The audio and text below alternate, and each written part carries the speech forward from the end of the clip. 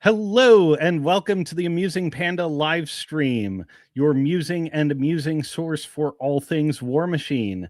This week, I am thrilled to be joined by my teammates from the Stumptown Showdown up in Portland, Oregon. And first up, we have our team captain, Richard Palakis. Is it Palakis? Yep, that's right. Okay. I get blindsided by so many names like Ryan McCoyne recently. Right. Spent like 6 months not knowing how to say his name. Hey, we got Stephen Williams and Jay Beatnick in the house. And then next up, we have our third, Mr. Ryan Saul. Come on up. How you doing, Ryan? Hello. All right, guys. So I guess we're going to start with quick round of introductions. So tell us about your history with the game, where you play out of, and what led us up to this Stumptown Showdown. Brian, you want to go first? Sure. So I've been playing the game for, I think, a little over 10 years now. Originally, a close friend of mine in the Bay Area got me into it, and I've taken some breaks here and there over the last 10 years. Most recently, right after the drop of Mark IV, I took a good 1.5-year break, and I found myself just getting back into it maybe in the last 6 to 8 months. I absolutely love the game. I'm an old school Rhett player from Mark II and all the way up through Mark III. And so, of course, I picked up Dust because they're the spiritual sort of successor to Rhett. I had the opportunity to play with Richard a bunch of times when he lived in the Bay Area, and he moved up to the Pacific Northwest, and more recently I moved to the Sacramento area where I play out of now, Sacramento, California. Although I'll make it down to the Bay Area for weekend events if I can. But yeah, it was a great opportunity to go up to Portland and play with Richard and yourself, who's recently left the Bay Area as well. So it was a good little team reunion. Yeah, we're all expats. I will say also worth mentioning, you took your hiatus from the game also after your first WTC playing on USA Team 1. Yeah, that was fun. That was a bit of a serendipity, I guess, is what that was. I signed up to be an alternate, and that year was I guess a tough year for a couple of the intended participants. And so I was called up as an alternate of not Team 1, and then I got traded like a playing card. But yeah, that was a blast. That was actually obviously a huge opportunity for growth for me to play with such excellent competitive players, and on Team 1, but then also everyone else that I got to practice with and play with at the WTC. That was a total blast. Yeah, I'm looking forward to hopefully getting back to the WTC in the future. It's definitely an amazing experience. Yeah, definitely hoping to see you there. Richard, how about you? History of the game and where you're playing from? Yeah, so I think I started roughly when Ryan did. My first memory of like something people could put in a timeline is the first lock and load I watched was the announcement for the Wave 2 Colossals, which I think was like a decade ago now. So that like mid Mark II range. Like Ryan, I was also a rep player for Mark II and Mark III. I originally started playing in upstate New York in Rochester. So I played with the guys who are now the Buffalo team for the WTC, or Gail was running the events out of Millennium Games there in Rochester. So got to get events hosted by Gail, which are always awesome. Then I moved to the Bay Area and I met these two fine gentlemen.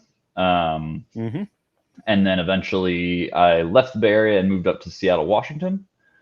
So nowadays I play out of Mox Boarding House in Bellevue, and I am also the event organizer there. So if you ever come to a tournament in Washington, you had to put up with me.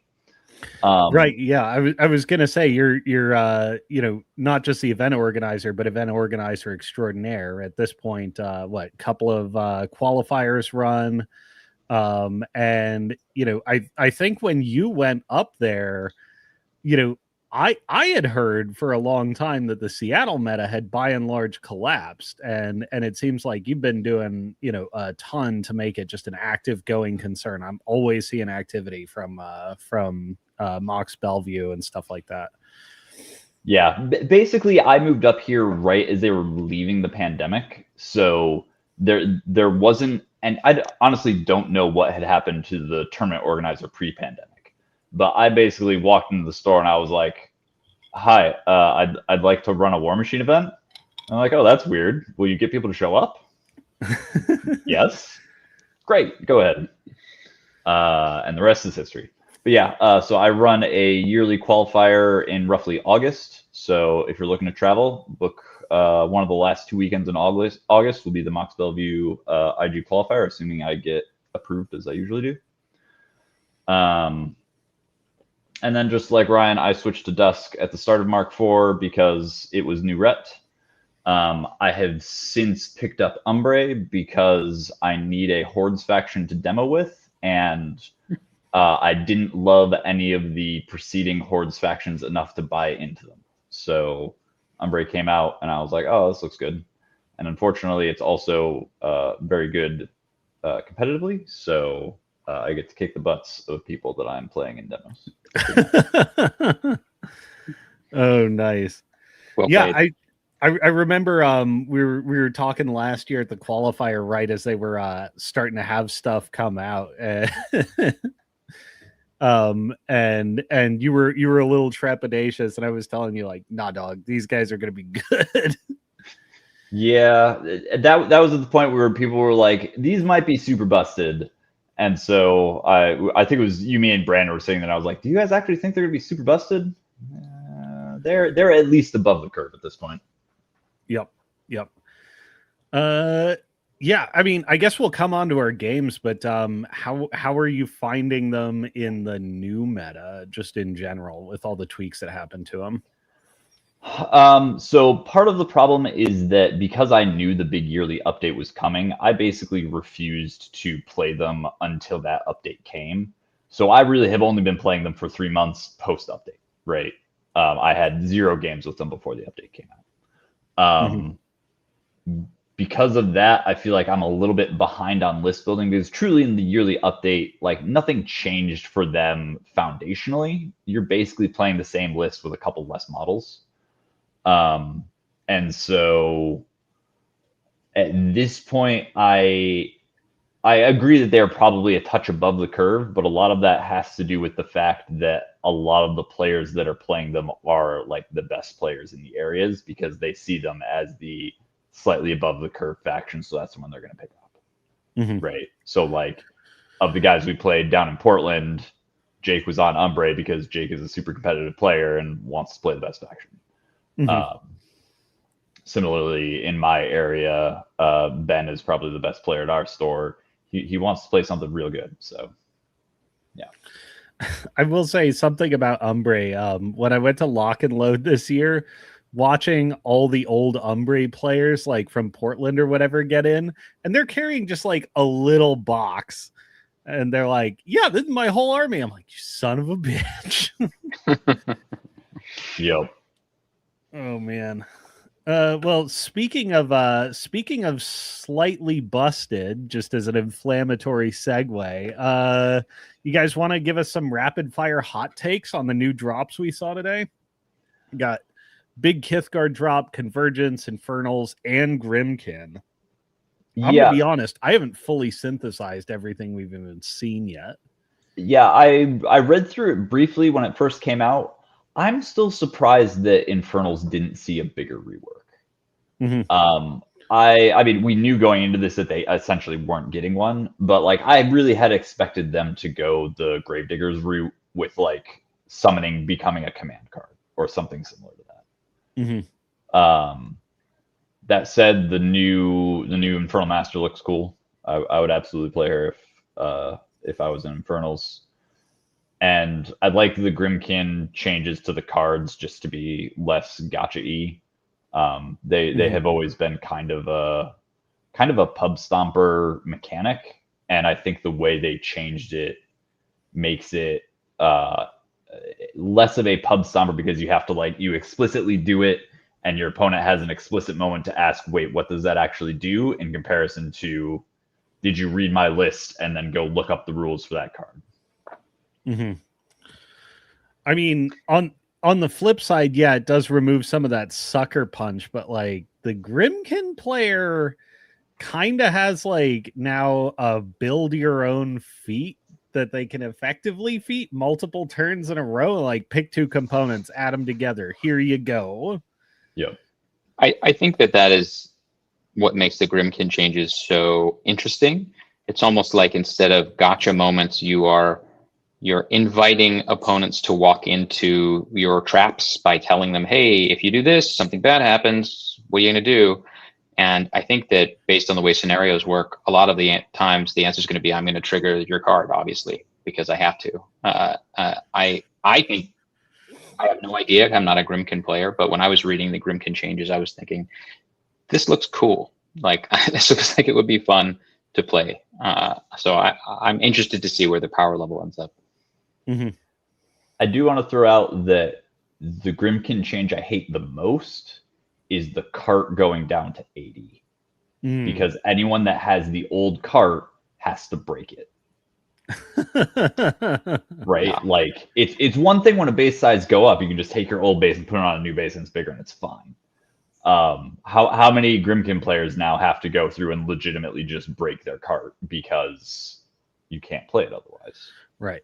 Well, and that thing had so much spare real estate on that 120 mil base that absolutely. Loads of people did like extensive conversions and like scenic basing and stuff. Yeah. And that was like kiss it all goodbye. Yeah.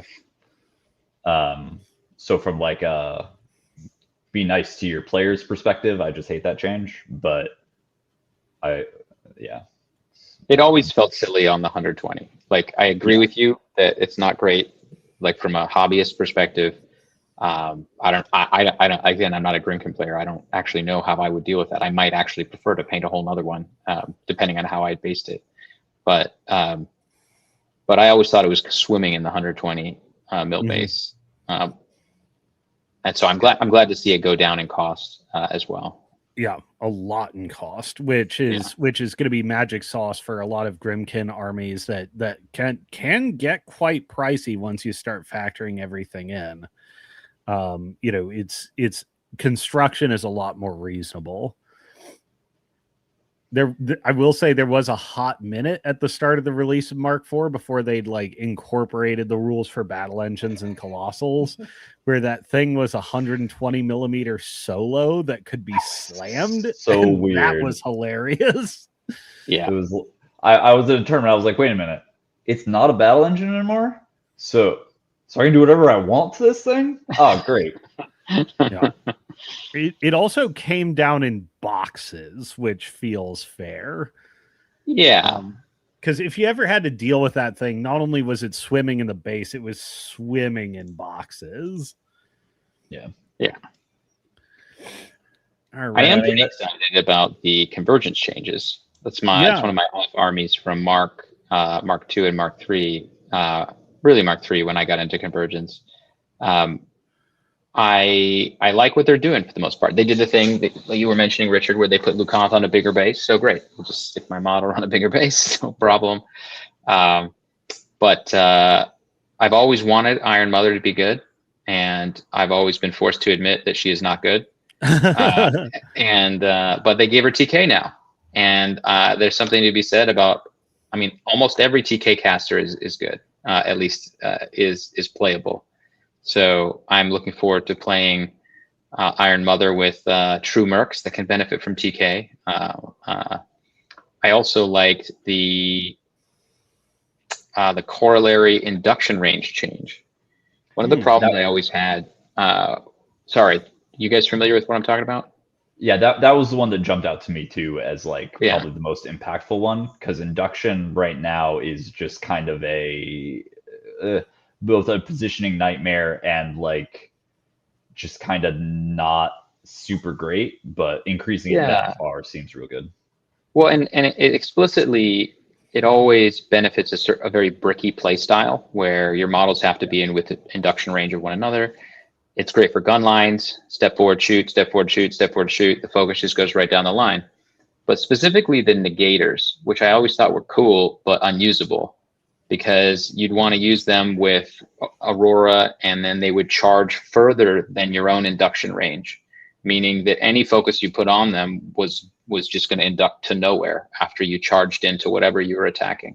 And so now you'll actually be able to induct that focus back to another corollary, or excuse me, another vector. So that's exciting. Plus the negators picked up Flank Angel.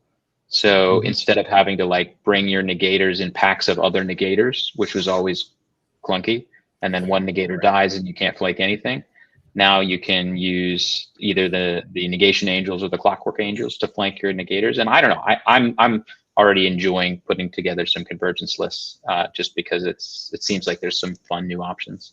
Yeah. Wait, and this will presage, some of our game talk. The negators always had the same problem that can sometimes happen with Sasha and Banky in Dusk, which is flank with another model effectively of the same type means the first one that goes in does nothing, and the second one has to do a lot of compensating.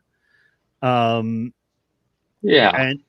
And it was actually interesting for me at Stumptown to watch you play those models in really clever ways, including splitting them up completely. And I keep forgetting that flank's even on the card. That's a good point. They do have that rule. I don't think that's how you're supposed to use those models, though.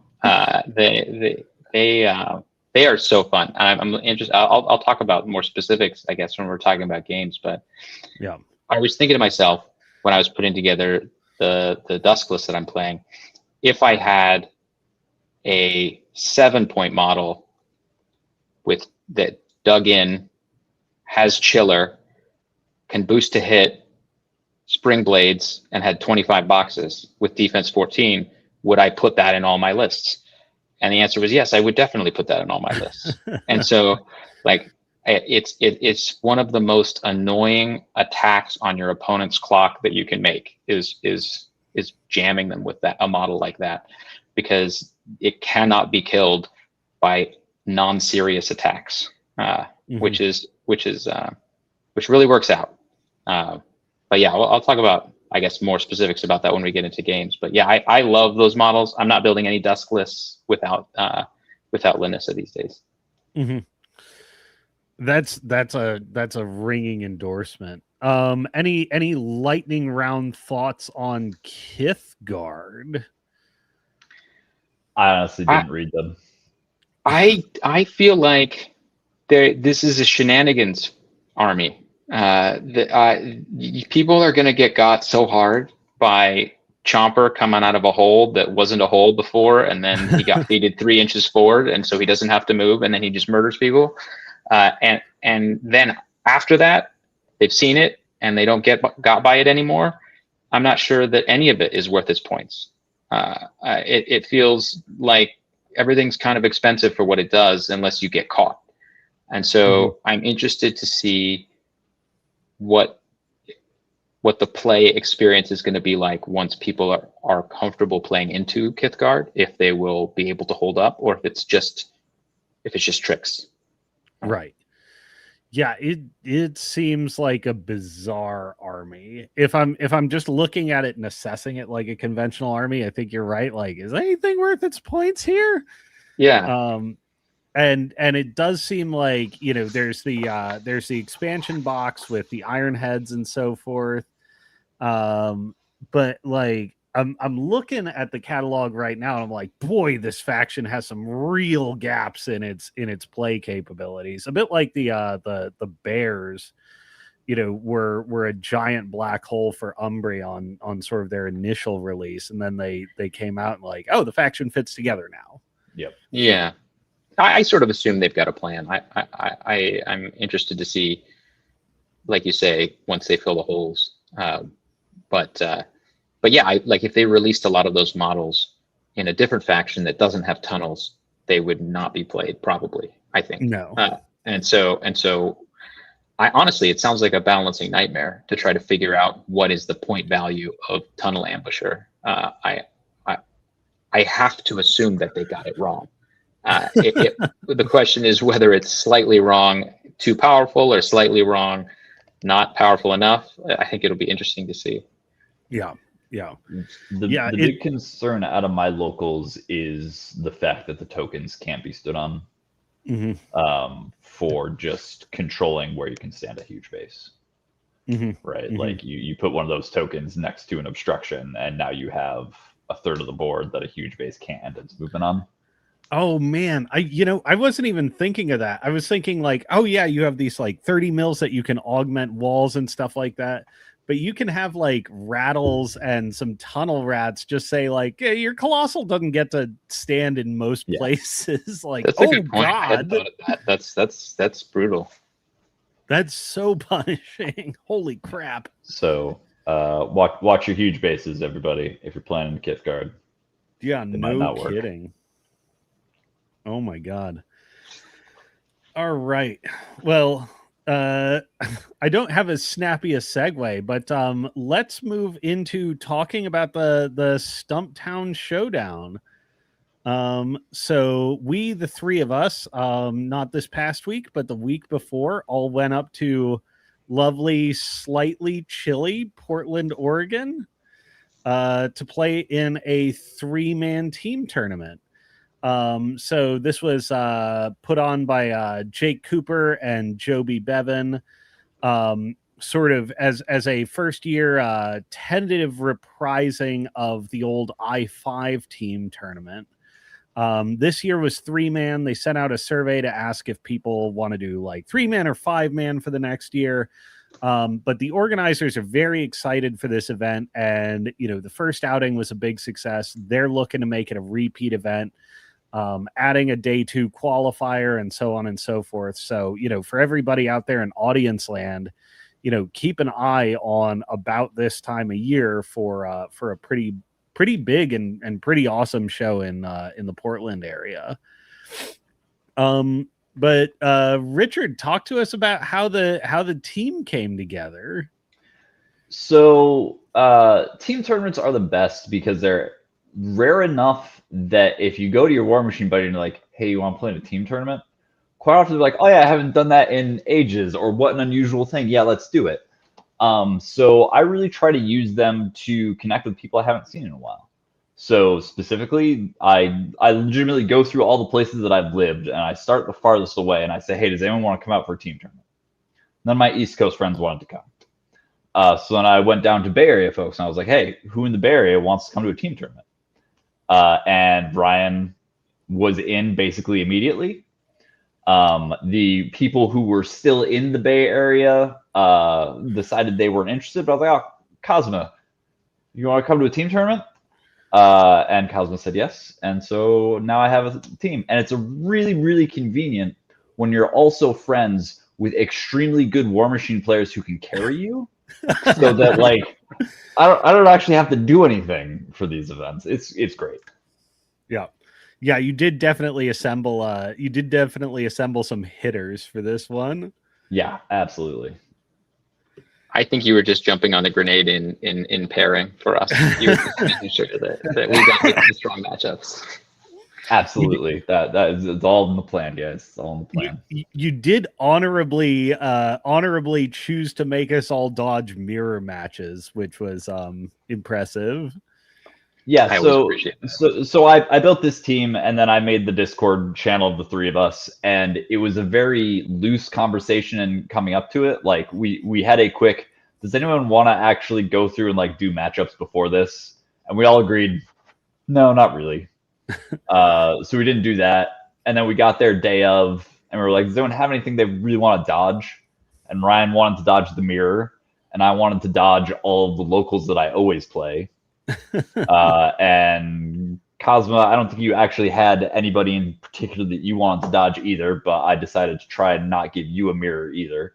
I'm looking back through the list, and I'm like, I don't see anyone we ran into that I would have been uncomfortable into. Right. And I mean, I think the MO was like, because because most of my games went long, so I'm like passing you by on my way out the door to like smoke a cigarette while you navigate the pairing process. I'm like, just put me into whatever. Yep. Oh man, my 2 first games went to clock, and I feel like we were either the last game to finish or close to the last game to finish at both times, and it was more stressful the second time because the first time at least we had lunch right after. But I definitely wish that we could have gotten it done a little faster so that I could have had more of a break. Right. Yeah. When you're doing really long games back to back to back, that definitely amplifies the how taxing it can be. Yeah, for sure. All right. So do we want to talk about I guess do we want to do a quick pass through on what you guys were playing? Sure. So I was playing there we go. Okay. I'll be right back. Myself on Longshanks. Yeah. Oh, I got a screen share pulled up here. Ah, perfect. All right, so I am playing in Umbre right now, Reznikova and Kavoski. So I like Reznikova a lot because she feels like she's the best control caster at the moment, and I always really enjoyed the control casters in Ret, so I played a lot of Ron. I played a lot of Gareth too, with all the pushy guns and stuff like that. So reading through the casters, she was just the one that I knew I wanted to basically primary to begin with. So in that list, I have the Rush Feral because you have to. I have a pair of Primevals, one that's the Channeler and one that's the Staff. I like one of each there because it makes it cycling Lashing Tendrils a lot easier if you have the Channeler to put that somewhere else. And you've split up those components across 2 heavies, whereas I think in a lot of cases you'll see like the one magic man that does nothing in combat and the other business heavy. Yeah, I tried that loadout once and I was like, this doesn't work for me. I need my heavies to be able to punch something, and when you have Skull Staff, you can't punch anything. And it just gives you the board presence for Stranglehold, right? Like, I want to be able to cover literally the entire board with a Stranglehold threat instead of just from my caster in one heavy. Right. A lot of people like just having 2 Ancient Staff Primevals and no Channeler. I found one that I wanted to be able to channel support spells like Lashing Tendril, and 2, having somebody with the Bone Sword that's fully activated without corpses just fits my playstyle better. From there, I have the Starved, and then I have Double Animist, which is probably the weirdest choice in the list, just because that's a lot of corpse generation, but I do sack the entire unit of Wardens in the first 2 turns. And then I'm just out there healing and giving Craft Talisman for the rest of the game. Yeah, and you've definitely got the you've definitely got a big corpse hunger in this list too. So I don't think it's unreasonable. Yeah. And then from there, it's basic stuff: Damien, a Shifter Bear, Baroni, unit of Bear Cav, the unit of corpses with a Primalist attachment, a unit of Shearlings, and then the Hounds, because the Hounds are fantastic objective holders. Right. And then your second list, we have Sir not appearing in this tournament. Is that right? No, I played Kavoski the last round. In my previous events, wrong on Longshanks. Did I put that in wrong? It's entirely possible. Man, I noticed Longshanks was acting up all weekend, and people are like, "Oh, you played Firequill? You won list in Firequill?" I'm like, "No." So in my experience, Reznikova doesn't work into the mirror match, and it doesn't work into Chimera. In the mirror match, everything that is relevant is immune to spells. You can't stranglehold anything, you lose the game. In Chimera, they have a ton of good flying stuff that isn't affected by the feat, and if they're playing the trike, you can never stranglehold the trike, which means you can't control a lot of their key pieces. So to handle those 2 things, I have Kavoski. She has the Rush Heavy, Primeval with Sword and Shield, the Starved, Animist, Agha, Unit of Bears, 2 Bear Shifters, Veroni, the Chosen, Bear Unit, Wardens, and the Hounds again. This list plays a lot more standard. Try to basically just bully the center of the board with Kavoski, with Agha just sitting behind her, making everything useful immortal. And I will specifically say that I feel like the Chosen of the Witch are only working because of Kavoski's feat, and that like in other lists they really struggle because really interesting. They're hard to kill, but with just one attack it doesn't feel like they have the output for 9 points. Right. Yeah. Once the rumble gets started, they're kind of leaning on righteous vengeance to keep their output high. Right. Yeah, and so those were the 2 lists. I played Reznikova every round except for the last round when I got matched into Chimera and I dropped Kavoski. All right. And then Ryan, was Longshanks acting up for you too, or were you one listing the whole weekend? That is accurate. I did not go with the plan to play Moraine every game, but that is how it worked out. I didn't realize I was doing this to myself, but I built a list. My Helith list is my anti-guns list, and I did it because from a personal meta boogeyman perspective, I'm really worried about Cain and Kishtar and Lilith. And so I know that those casters will suplex Moraine and a variety of other Dusk lists that I like to drop. And so I put together an anti-gun line, and it works okay. But what it does best is deter gun lines. When they see that it's in my pairing, they're like, oh, I don't want to do that. So I guess I'll drop not my gun line a lot of the time. I could tell you if I had known I was going to drop Moraine all 4 times, I would have just not bothered figuring out how to transport the Phantasm, which is actually extremely annoying and stressful. But another thing, actually, and you mentioned this actually earlier, I think on a previous Tuesday, there just were not a lot of guns at this tournament. I think there's one Cain player who I did not meet, and I don't know if anybody brought Kishtar. I think there's one Lilith player as well who I did not meet. And so personally, my Moraine list is what I would prefer to play into a straight up melee army most of the time. And that's what I got mostly, with one, round 2 being a counterexample. So yeah, I love Moraine. I think she's the most fun and also the strongest caster in Dusk right now. And we'll see if that opinion stays forever. But I'm a huge fan of her. I guess I'll talk more about her when we talk about the games. But my list. Go ahead. Yeah. Oh, I was gonna say, like, we probably won't delve too deep into it this episode, but like weirdly, I couldn't disagree more. But you also went 4-0, so maybe I should just shut my mouth. Well, you could be right. I know it's a new meta, right? So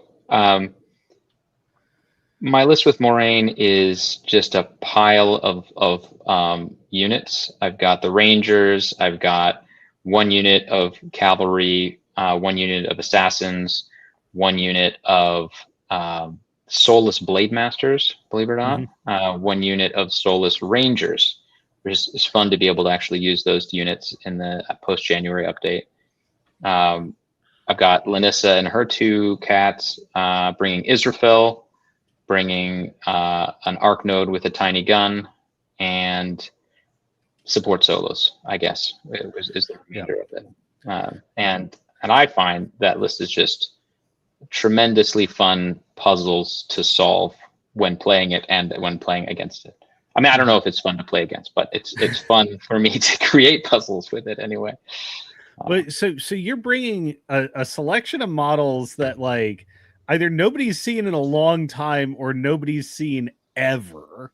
It's been Definitely a long time in the since case of the soulless Rangers and Blade Masters, they're not popular. Yeah. Wait, it's been ages since Israfel has shown up. Mage Hunter Rangers, nobody uses very commonly. Yes. Soulless Hunters, nobody uses, and Blade Masters got a big glow up. I think Blade Masters are just good now. They're so inexpensive, and they threat very far with support that you're already bringing. The question is just, can you arrange a battle group model for them to flank with? And if the answer is yes, then they will trade up every time. But I think that's the special secret of Moraine, is that she can polish some turds a little bit. One thing that I found myself constantly doing with the Moraine list is getting excellent value out of otherwise poor quality attacks, because she's often able to apply a -4 defense armor to whatever it is that she's attacking. And right, so because you're loading up Chiller, Kiss, and Mortality all together.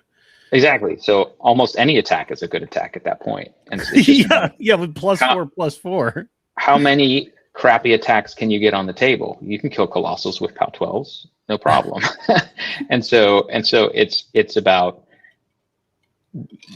can you shoot me off the table? If yes, I would not drop the list, because it'll get suplexed, like I said. Otherwise, can I cast spells on your models? And so if the answer to that is no, then that can be tricky. That there's some tense opportunities in my matchups for spell immunity, but it worked out in this case, which is fun. I'm a huge fan of Israfel with Moraine specifically, because what I've decided to do is just never ever give it away under any circumstances. Just, it threats 14. You put something within 14 of it. I will charge. I do not care what it is. I'll do as much damage as I can, and I will Spirit Door it out of your threat range. and so almost no attacks get made on Israfel if I'm doing it properly. And I charge it in. The Blade Masters come in behind. They flank. They enjoy their lives, temporary as they may be. And then Israfel's gone.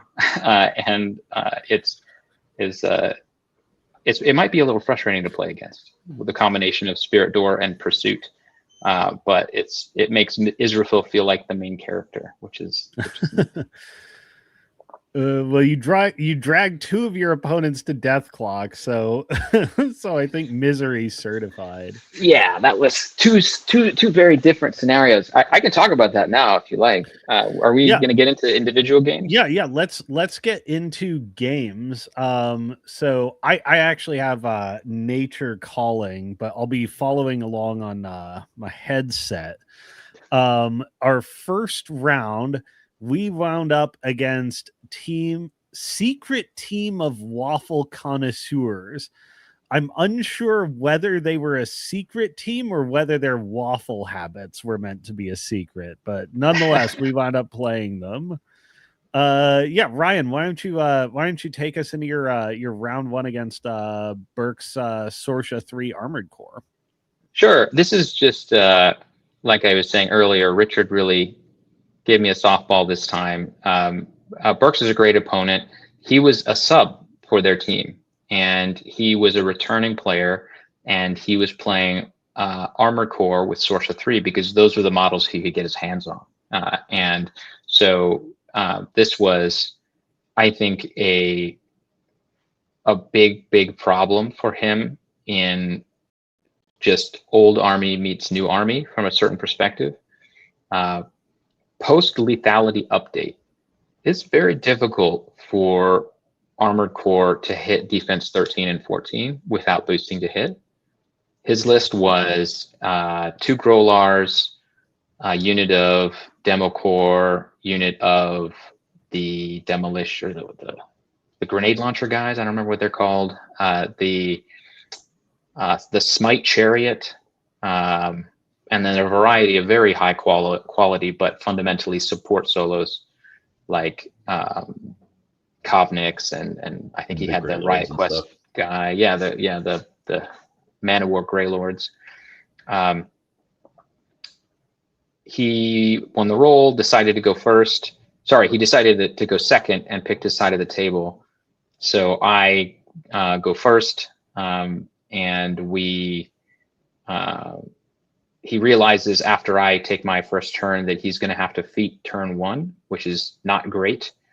But I just out-threat him so thoroughly that, because the armor core doesn't threat that far, even with Desperate Pace. So he puts up his cloud wall, which I can't see through for the most part, and then I just do nothing on my next turn, basically.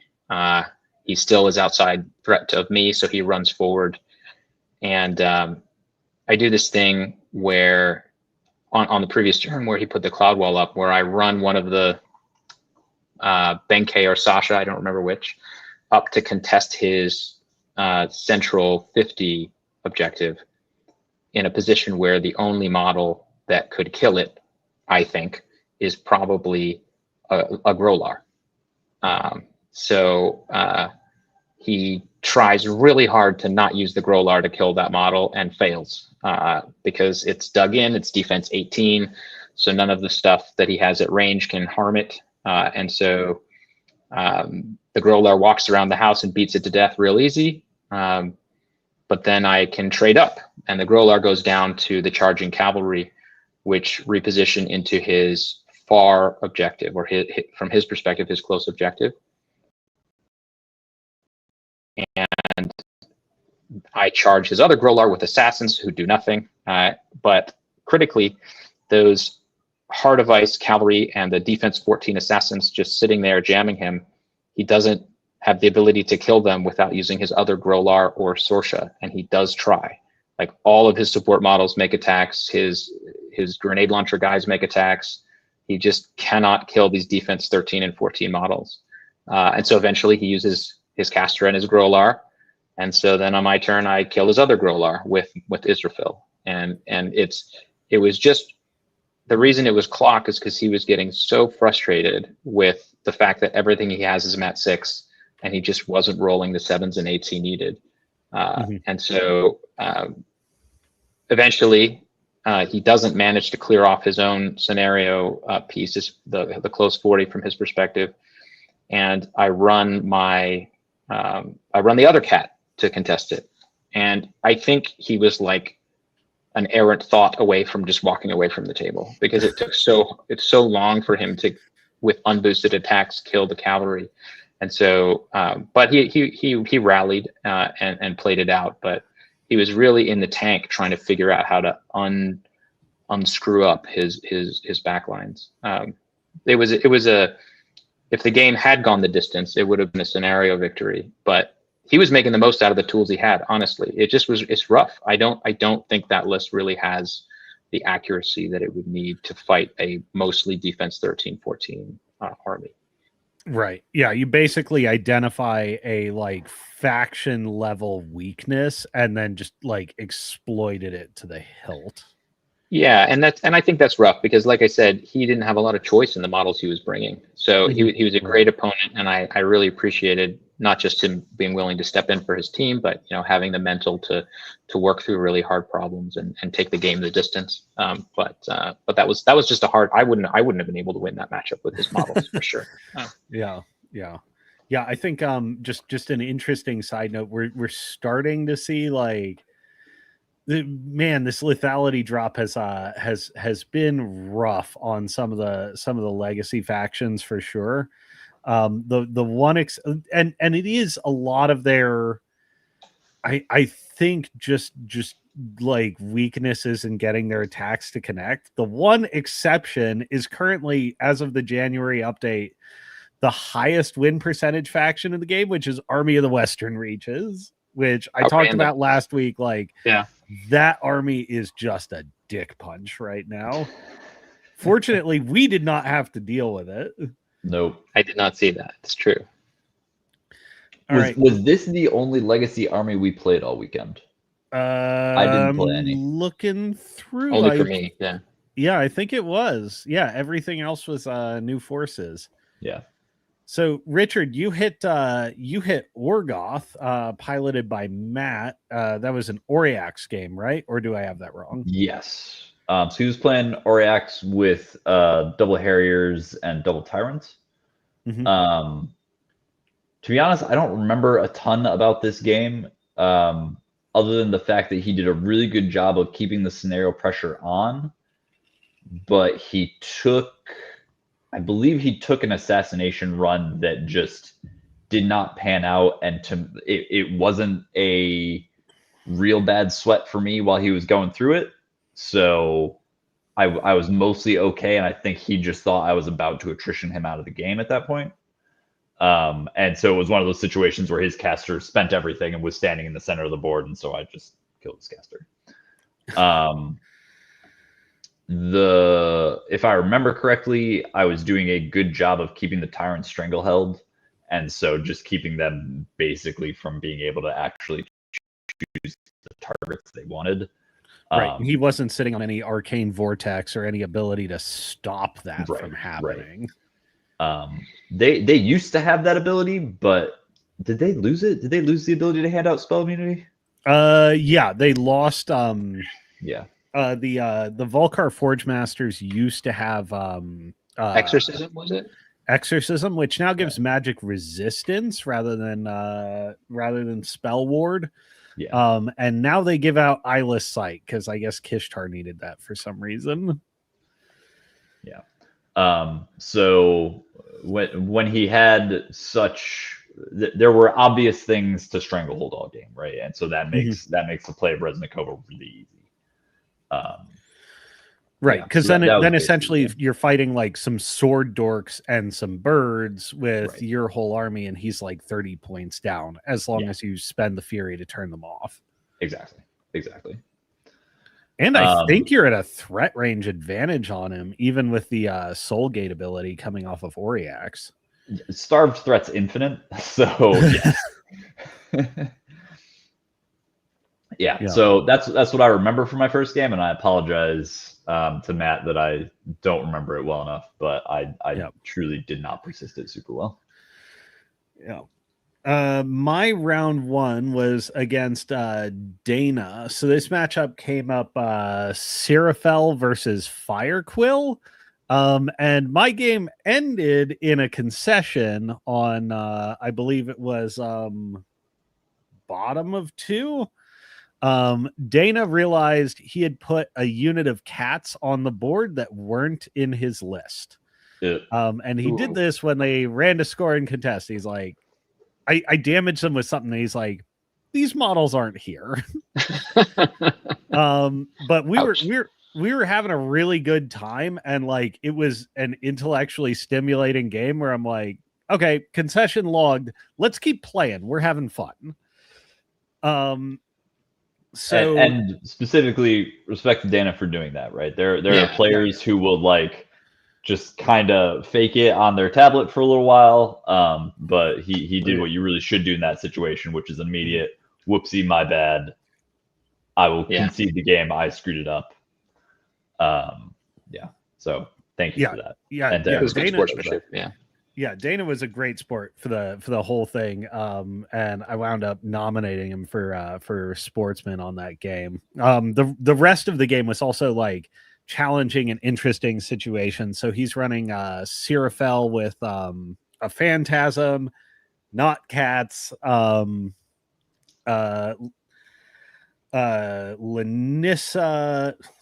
Selena. I always get them mixed up. The Nis solo with the War Beast and the Nis solo with the bow. Silena and Lanissa. Lanissa is sword. Yeah. Okay. Yeah, so I wound up going first. And I didn't go over my list, but for any viewers that have seen like when I did Firequill in the Jank Tank or off the scrap heap, it's the same list. So quad pig cannon crew, a bosun unit, shockers, spirit shamans, frog, Snipe, Reef Troll, and King, and some other stuff. I blew my feet turn on turn 2 for Fire Quill to go forward and kill. Boy, Fortune Hunter is a hell of a drug when it goes off. To kill the bonus, whose name I can't remember. Silena or killed Silena and Dices. And then the cannons and the Marauder crew and a bunch of other things untapped and killed Sasha and Banky and seriously maimed a Spectre. Very nice. So that was a big swing for me. But the Seraphel Phantasm still out-threats my king in melee.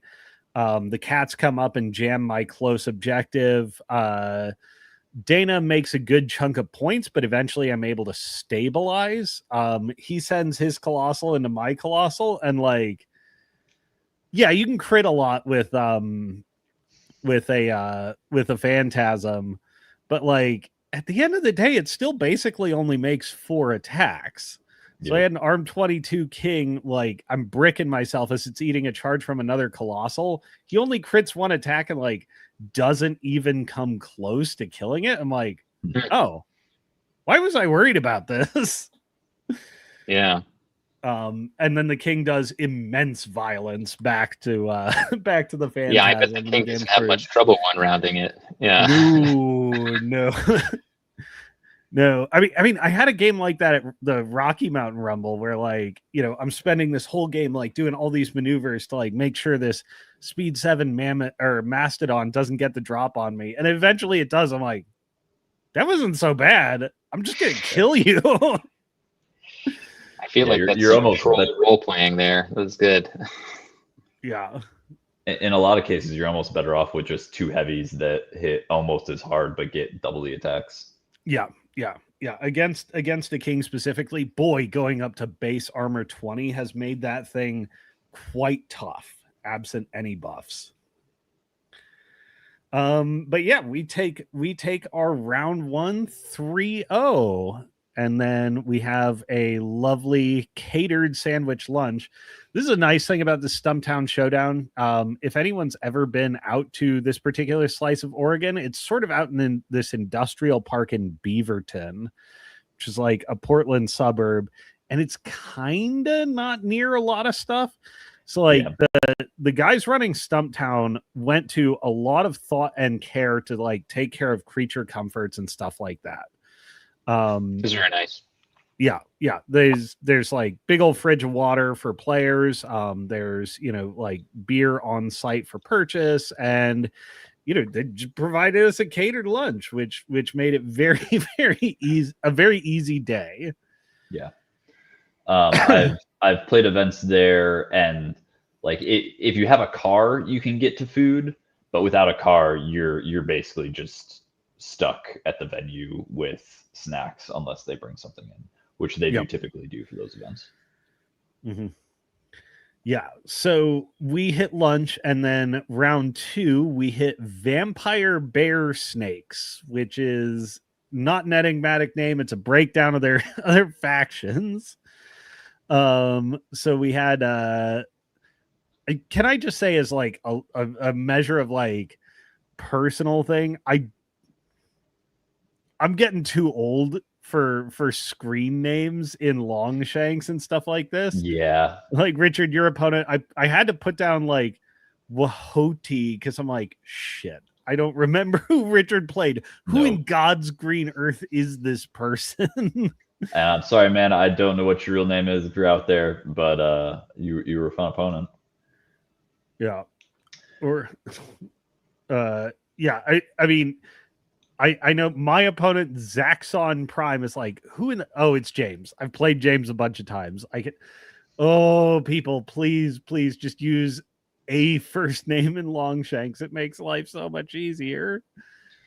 And admittedly, Chase Me, his name is actually Chase. So I mean, yeah, that's an easy one. Enough, yeah, but yes. I'm with you there, Cosmo. I really just wish it was real, because like when I'm running an event, right, and I'm like announcing prizes and stuff, it's like I don't know who the hell this person is.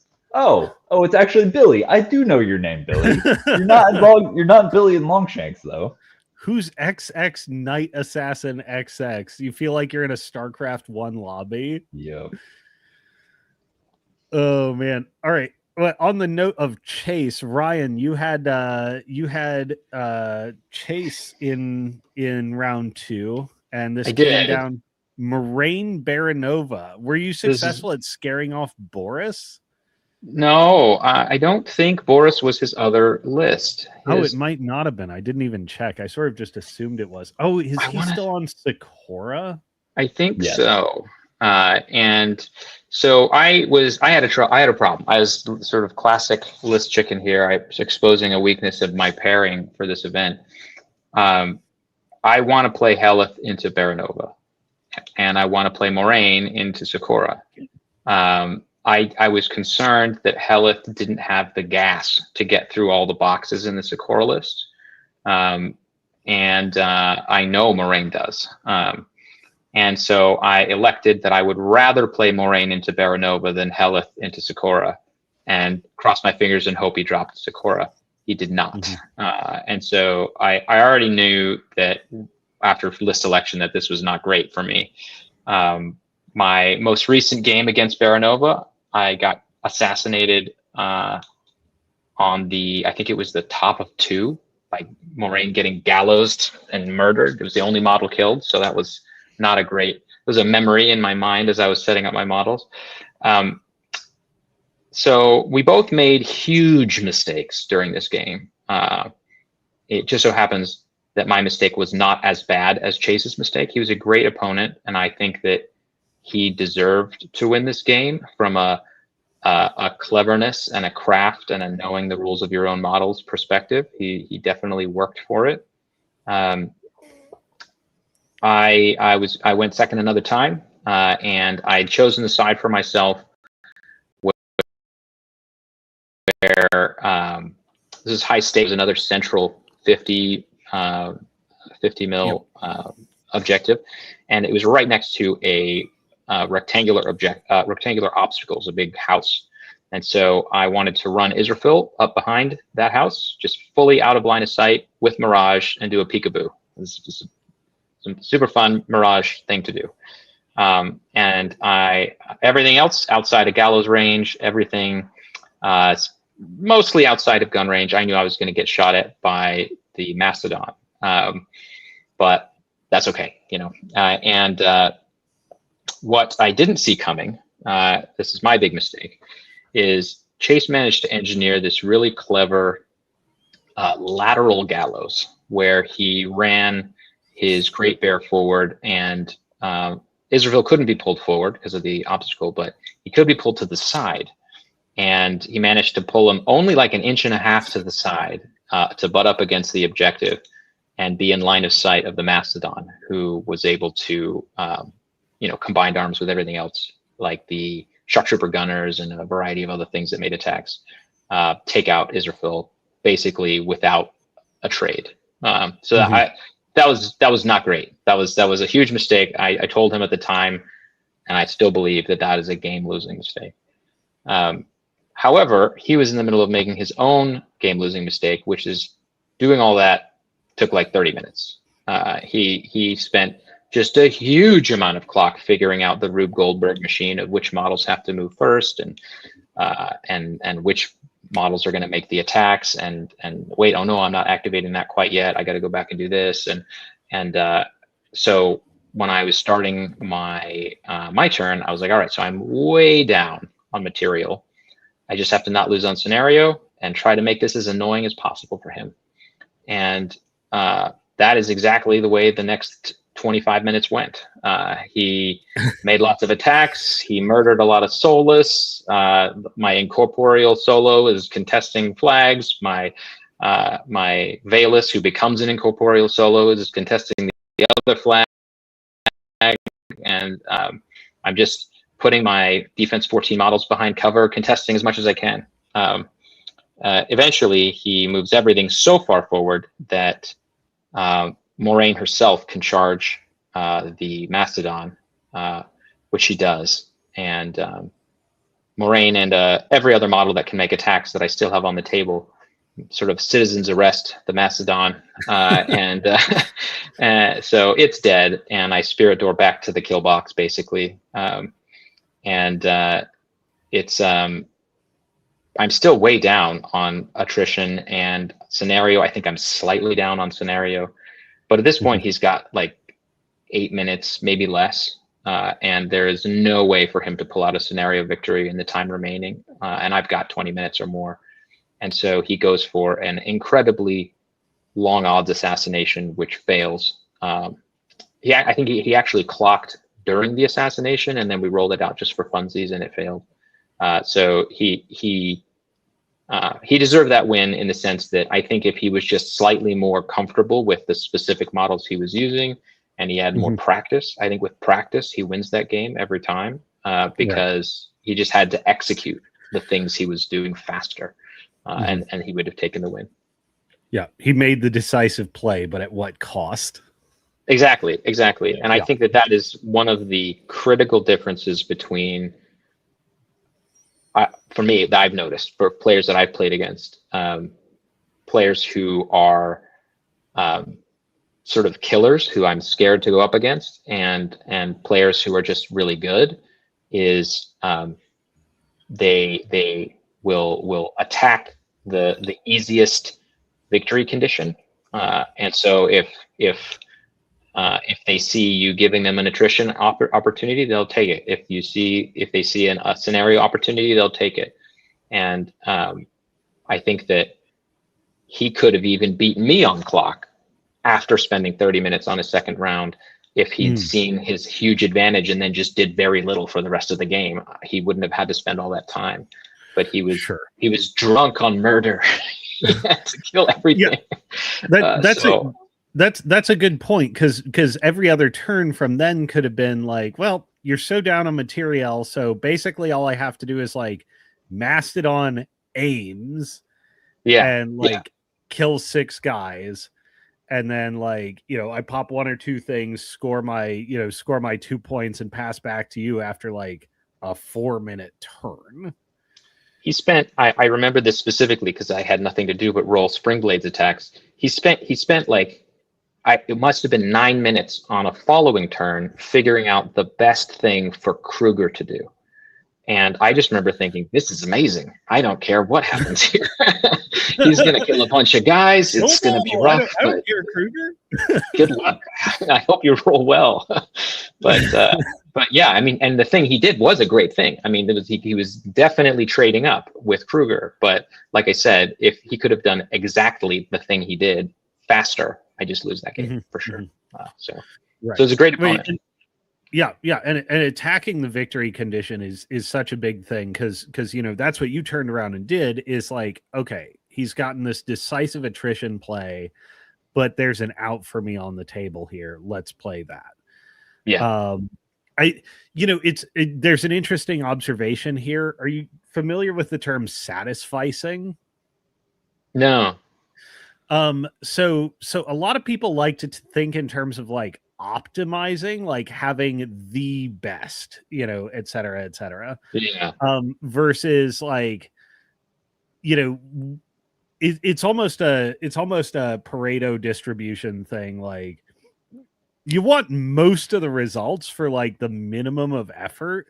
So like, there's probably an optimal play on the board, but there's also a good enough play that will take a lot less time to discover and will do the job most of the time. I think that's right. I've heard the 80-20. I hear that a lot in tech. Similar principle. You don't try to do perfect. It's almost never worth it. And do the most important things. So I agree. I think that's the issue.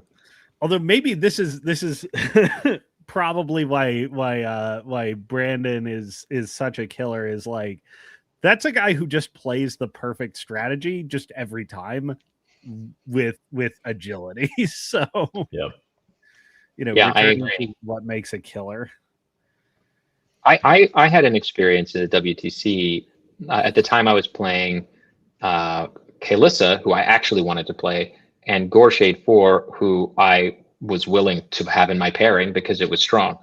And I didn't realize how much of a difference there was between playing Gorshade 4 into, people that I normally would play War Machine against, and playing against, I don't remember the Australian gentleman's name who showed me how the game actually is played. But I was just expecting people to clock themselves on my Gorshade 4 list. Is sort of a run forward, and now this game is your problem kind of a list. And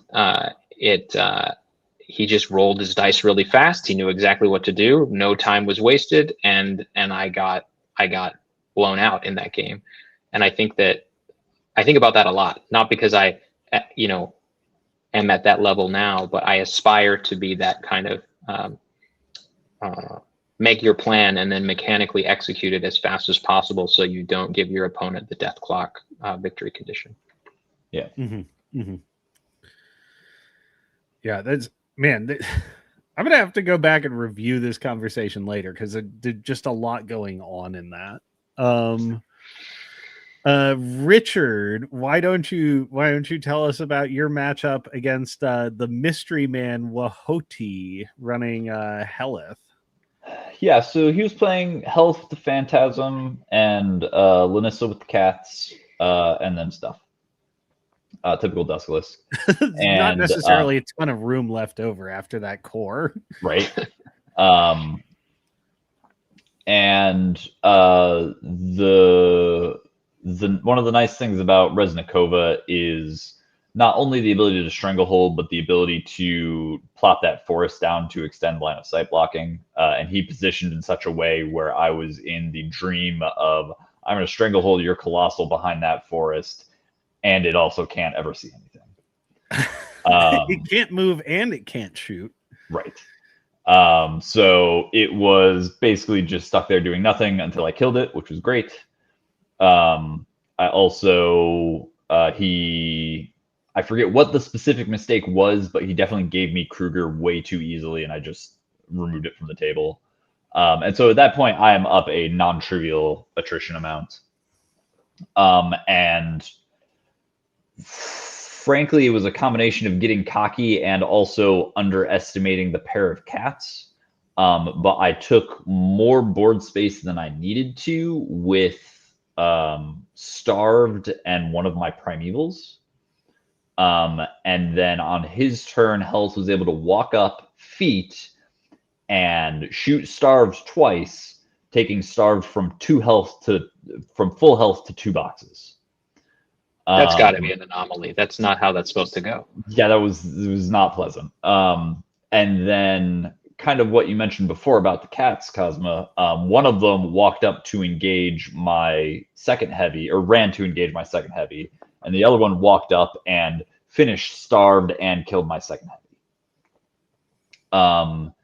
And so the way that attrition swing happened, and then I lost other things on the board as well. I was down enough that I decided my correct play was to just try to assassinate him.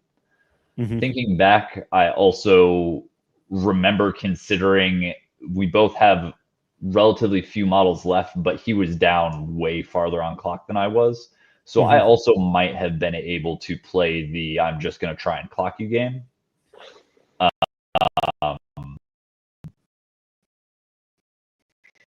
But I decided I didn't want to do that, and that I wanted to try assassinating him.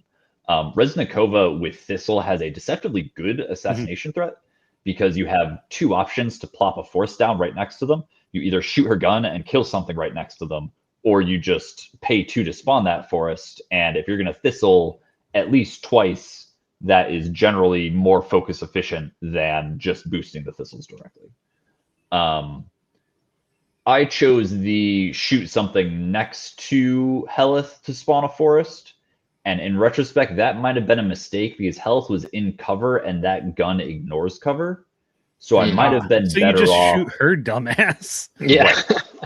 Right. So I probably should have just manually spawned my forest, shot her, Thistled her, and then won, because I think I left her on like 2 or 3 boxes. Mm-hmm. Oh, that's a close one. Yeah, it was a tight one. That is her biggest weakness, is she'll pop her feet, she'll achieve some extraordinary outcomes, and then fall over dead. Right. Yep. Absolutely. And so that was one, a catastrophic misplay on my part, kind of like what Ryan had, where I just threw away my battle group models for no reason. Whoopsie.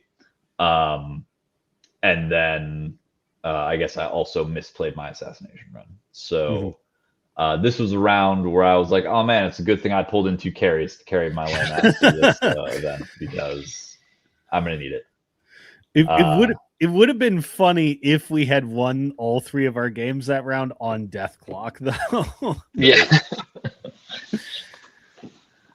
Yeah, so that was my round 2. Yeah. All right. Well, my round 2 was against my buddy James, and this came down Boggity Bomb versus Lilith. So one feature of this tournament, 3-man team tournaments are usually run in the German style, where you have like tables and you set out players on each one. It's a really simple process. It's gloriously symmetrical, and it's very easy to do quickly. Essentially, you just achieve like, okay, who needs a dodge? Let's go ahead and deliver that. And like, do you like this table more? Do you like that table more? Let's deliver that. Wonderfully straightforward system.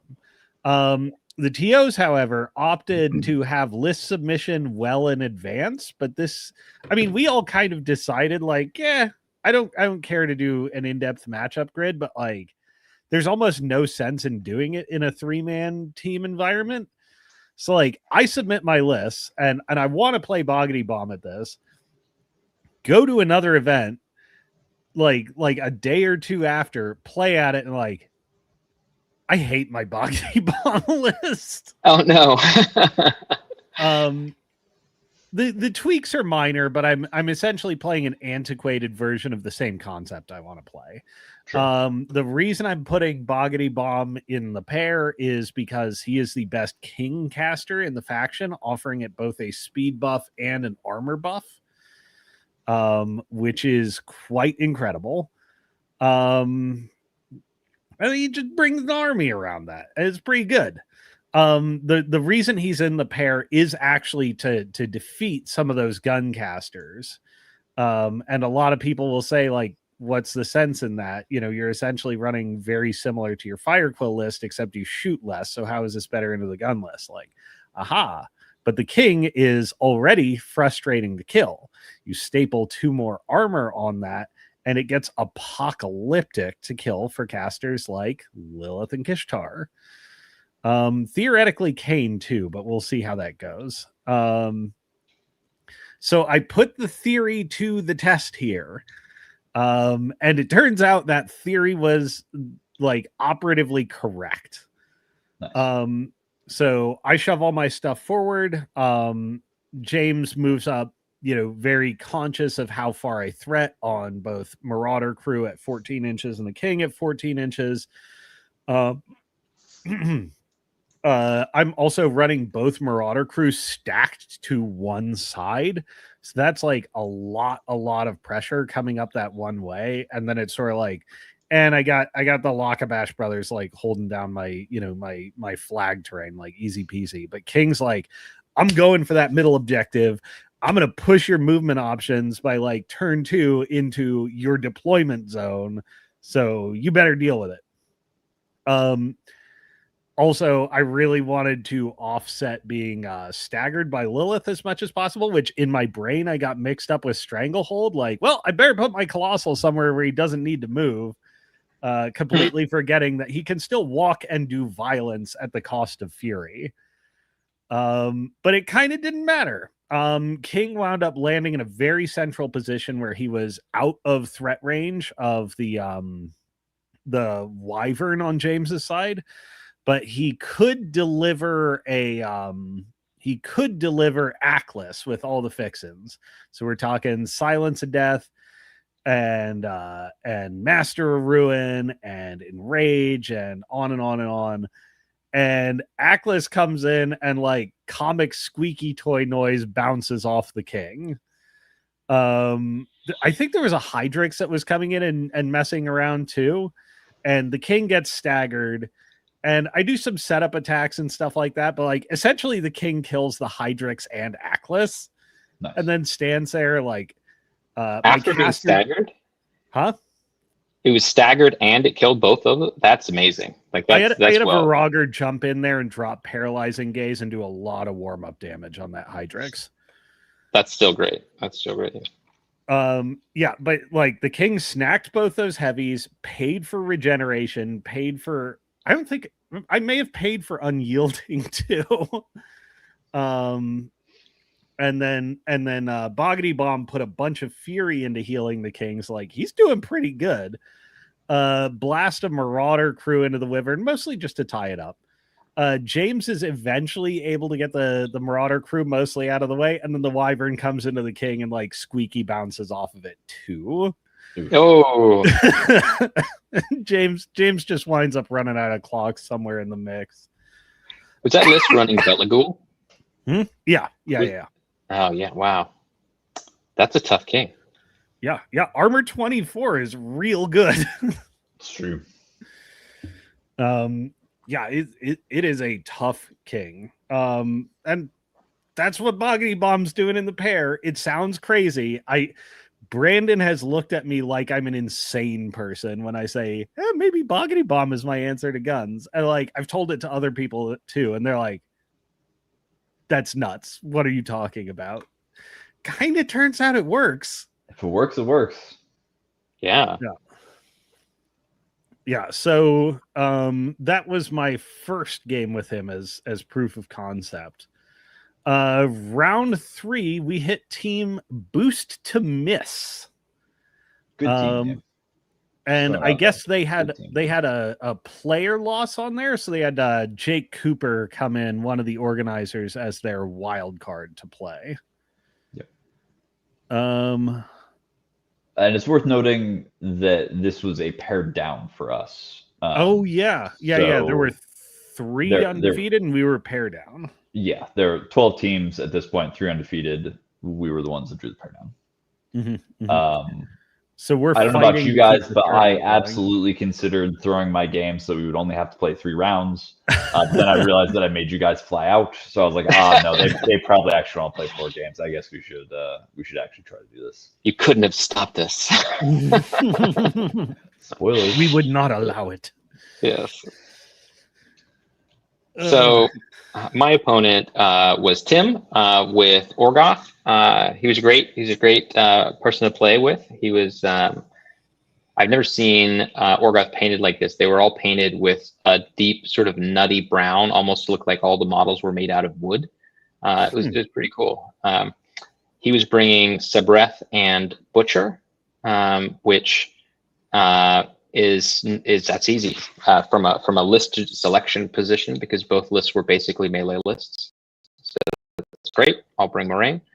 He ends up dropping Sabreth with 2 units of Nashers, the big Firebird, 80 mil, super heavy. Oh, Aztec, yeah. Yeah, that's the name. That's the name. A Tyrant, 2 Arc Nodes. It's a melee Tyrant, 2 Arc Nodes, and Rock Harriers. Couple, support solos here and there. Might have had Kruger. I can't quite remember. I lose the roll again, and this time he chooses side. We're playing Trench Warfare, which is funny because neither of our lists really does a lot of shooting.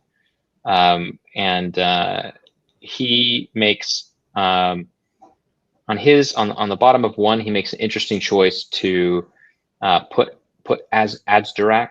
Am I saying that properly? Azdurak within charge range of the assassin unit, but nothing else. And he jams the a bunch of Nashers in front of it, sort of a bubble wrap scenario. It was also hard against a building, so there was not a lot of real estate for any models to make attacks on it. But it was in threat range. The assassins have the 3-inch melee, and I managed to get mortality onto it through my arc node, and the assassins go in and they they kill themselves. Newsflash to me, that model has spring blades. I forgot about that. Oh, your murder lassos didn't work out. They did 30 points of damage to that thing. It was a huge swing. I think I rolled average, and bonkers on the rolls, and it stir the blood plus mortality is a gigantic damage swing for those models. Yeah. I just had to figure out how to get like any attacks on it. I think I left it on somewhere with 3 to 6 boxes, something like that. But it was out of threat of anything else. I managed to eventually kill a Nasher so that there was real estate for a single cavalry model. And then I charged a different Nasher and placed one of the cavalry in melee with the Firebird, and it managed to take it down with the Greatsword, which is very nice. I was really worried that it was going to somehow live. And that was a rough attrition swing for him, because it was before he made any attacks. He lost the Firebird. The other problem was that flank was a loss. One of the amazing things about the Lanissa plus defense 14 Warbeast Cats is her armor buff spell, and what I've been doing is I just throw that on the cavalry, and then they flank really far. I found that the defense 13, armor 19 cavalry are easy to kill in the center of the table, but very hard to kill way on the edge of the table when you just don't have that many attacks. And so I had a really fun experience. This is first time for me, but it was great. The cats, the other 2 charging cats, managed to mess up one of his arc nodes pretty badly, but not kill it.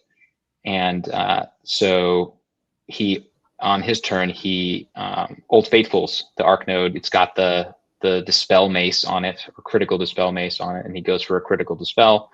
He fills it up with focus first. He does the dark shroud with the witches. He's all ready to hopefully bop some cats. And the first attack does not dispel, and Spring Blades takes the mace out. And so there's no way he can clear that flank for the rest of the game. And it's a really, really rough scenario situation. Everything else is just, it's in Narnia compared to everything else, because he was thinking that a unit of Nashers, an arc node, and the Firebird were enough for that flank. But without the Firebird, there was just not enough stuff. And so he never managed to score his own objective over there the whole game because of the cats with Heart of Ice on them. Also, he played his arc nodes very wide. He put them, basically.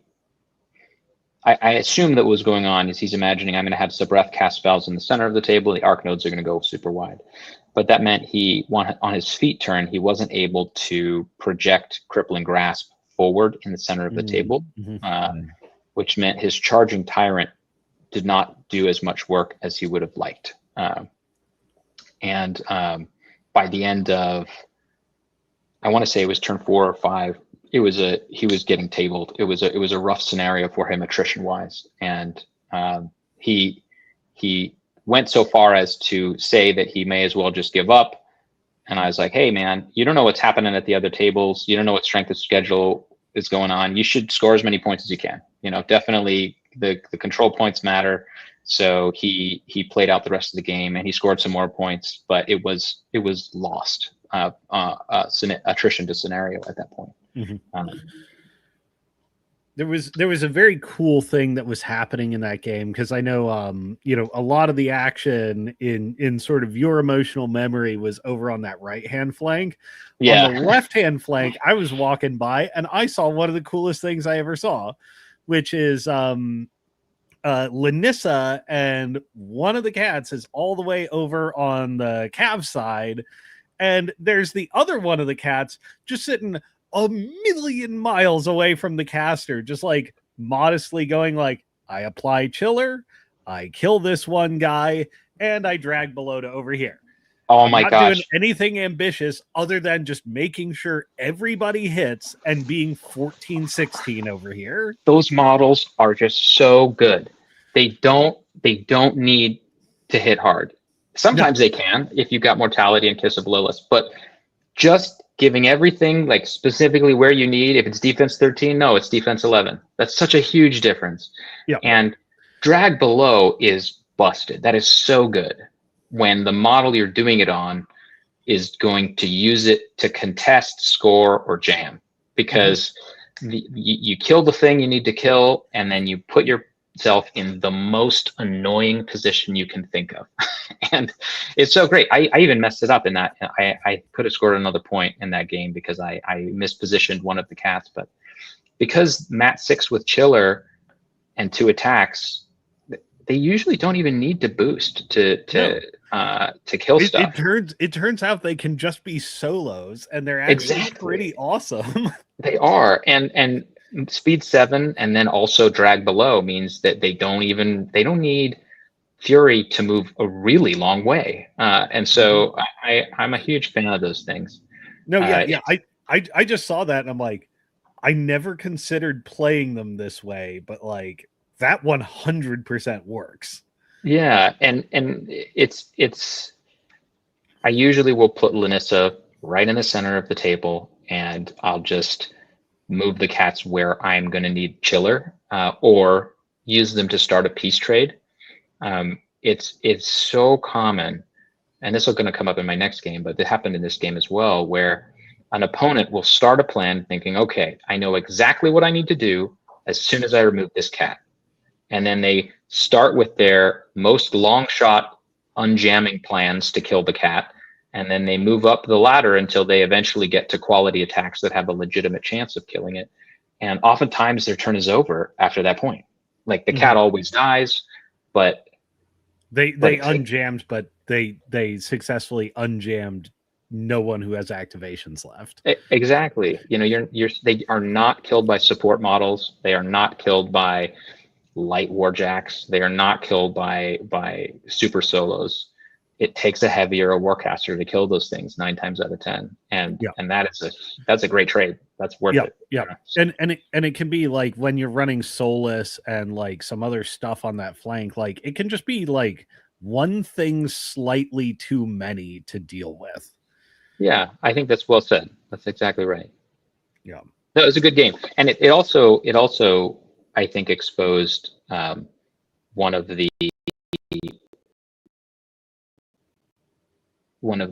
I mean, there doesn't need to be another reason why mortality is so good, but a lot of Orgoth lists are running Rock Harriers, which are just they're great models. Obviously, they're good rules. They do good damage. They've got great threat.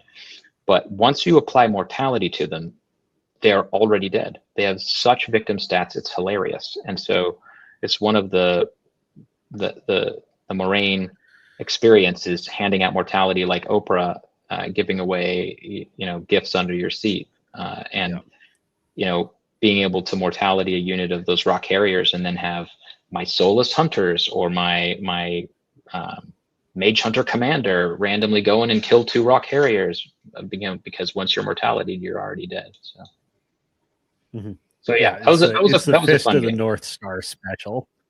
Yeah. Yes. Yeah. Do you guys think mortality is the best spell in the game now? Oh, used to be telekinesis, but now that's not offensive. It's so good. It's hard to say. Yeah. I can't think of anything better right now. I probably could, but it would take me a long time to find a candidate. Nova's Invocations is really good too. That's hard to. I am not a fan of Baron. I really don't like her. All right. Well, my game was into Johan or John. I'm not sure which. He was playing Fire Quill with an Abyssal King and the Battle Brig and a whole bunch of other trolly things. This was another game where the terrain was set up in such a way that I could stranglehold the king and plop down my forest, and the king got to do nothing. I'm a big fan of those games. And then in addition to that, so I did that just once and then just killed the king. So it got Curse of Shadowed, and then I forget if it took 2 heavies or 1 to kill it, but it just died. Yeah, you hold it down long enough that you can remove it. Yeah. And then I also spent the rest of the game Stringle holding his battle brig. So his battle brig also, I don't think, got more than 1 advance the entire game. Oh, man. Admittedly, it was close enough to his objectives that he was still able to contribute some with it, but he was not having a great time. Eventually, it ends up in a situation where I feel like we were pretty even on scenario, but our clocks were both getting a little low. And I was like, well, I can just walk my sword heavy and start stabbing Firequill. And so I spent that turn trying to clear the battle brig so that I could walk base to base with Firequill, so that he wouldn't be able to dodge out of my melee range if I missed once. Oh, because he had high noon on himself. Right. And so unfortunately I failed to clear that. And so I was like, all right, well, we're going for this anyway. I walked up, I took my first attack with the sword, boosted to hit. I do hit, I deal damage. And then Cosmo's standing there next to me and watching me realize, oh, wait a second. I forgot to play Blessing of the Gods before this. So that attack was way riskier than it should have been. So for my second attack, I actually played Blessing and finished killing Firequill. Yeah. The overall, it was definitely a more even game. I had just taken enough of the board space at that point that he would have had to kill box himself to be out of range of my stuff. And I also did that obnoxious thing where people always remember that the wardens, the small base infantry, can shift when they die, but people forget that the bear cav can also shift when they die. Sure. Bears turn into bears. Yeah, it's real sad when you spend all that effort killing a bear cav and there's just another bear inside of it. And so that was... Is it the bear that shifts, or is it the man that shifts? Yeah, it's just that the man falls off. Well, but then the bear gets smaller, right? Because this is a little bear, not a big bear. But yeah, sure. When the apex bear shifts into a bear cav spot, it is just the bear throwing away the rider and be like, I'm doing this myself.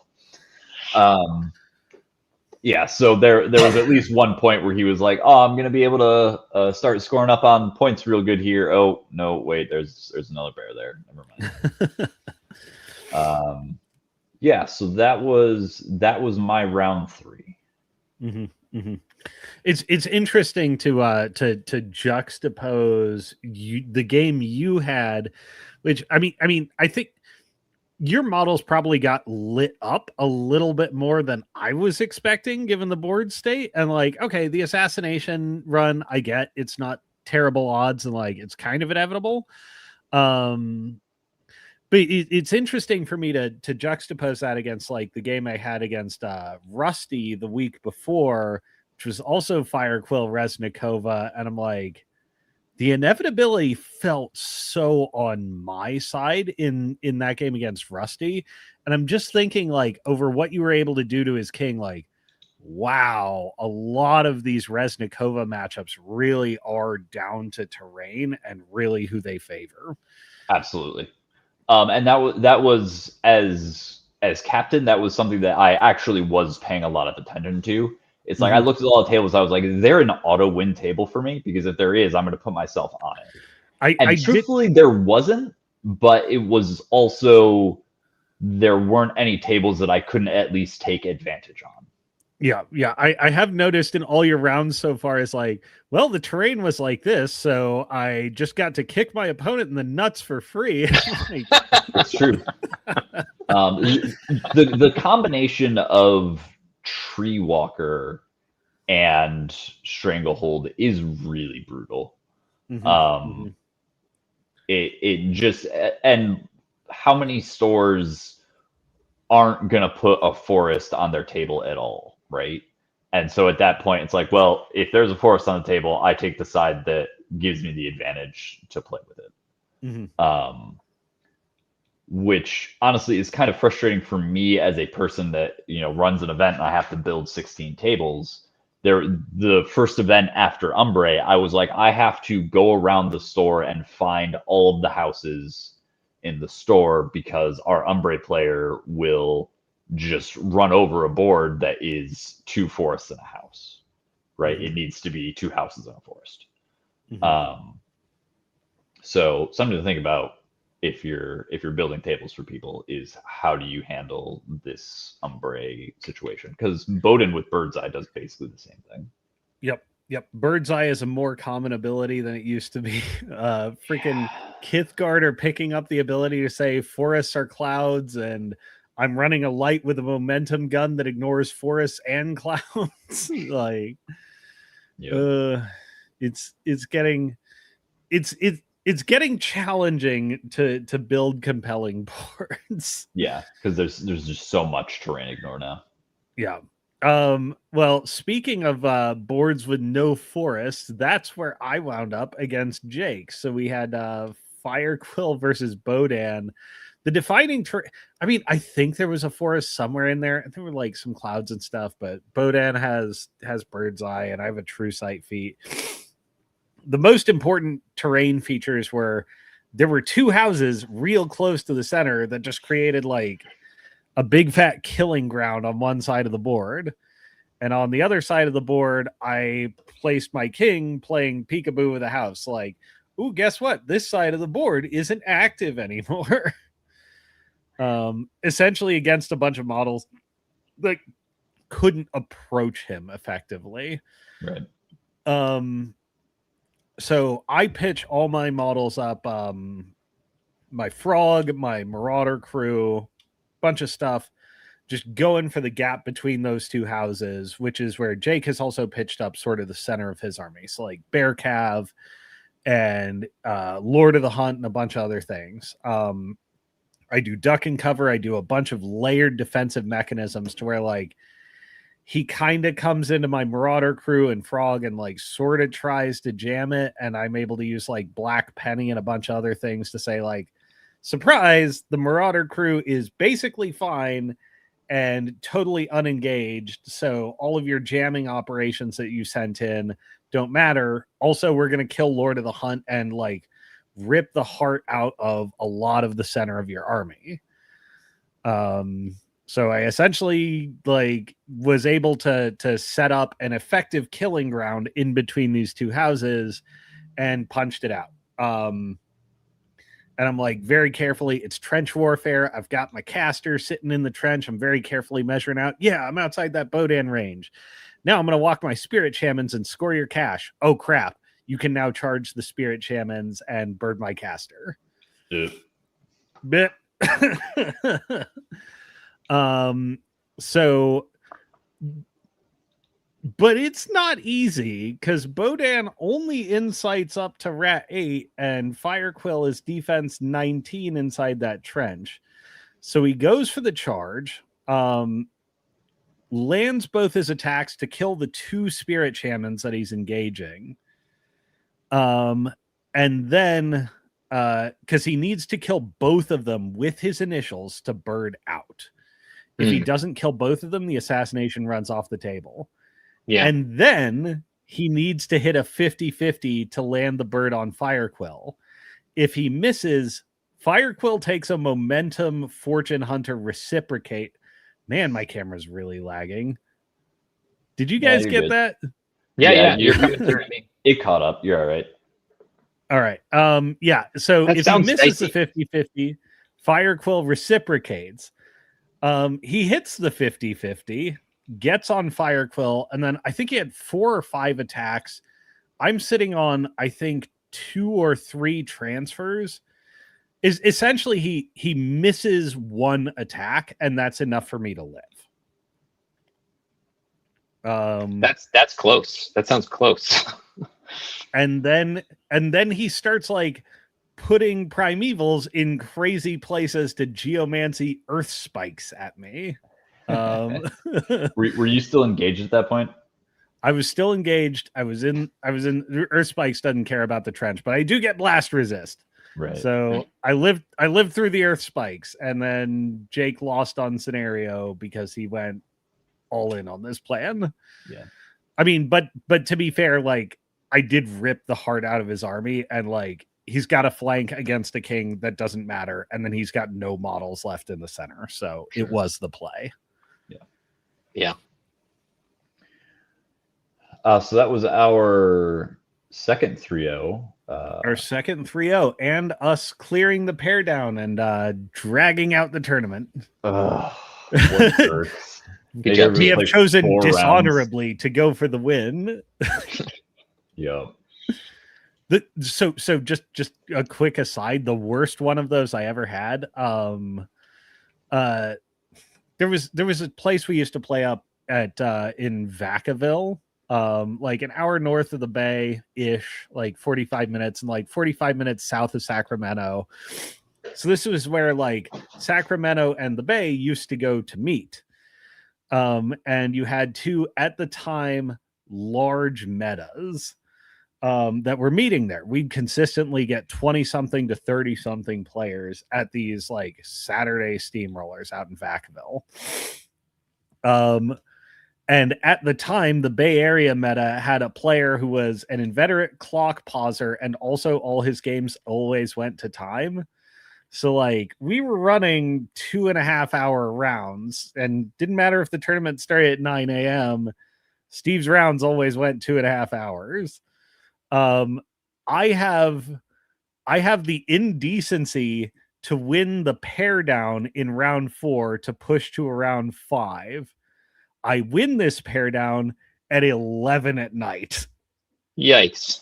With a 45-minute drive on our way back. So I'll be honest, I think most of the time I would prefer to have a 2-day event if it was going to be 5 rounds. Yeah.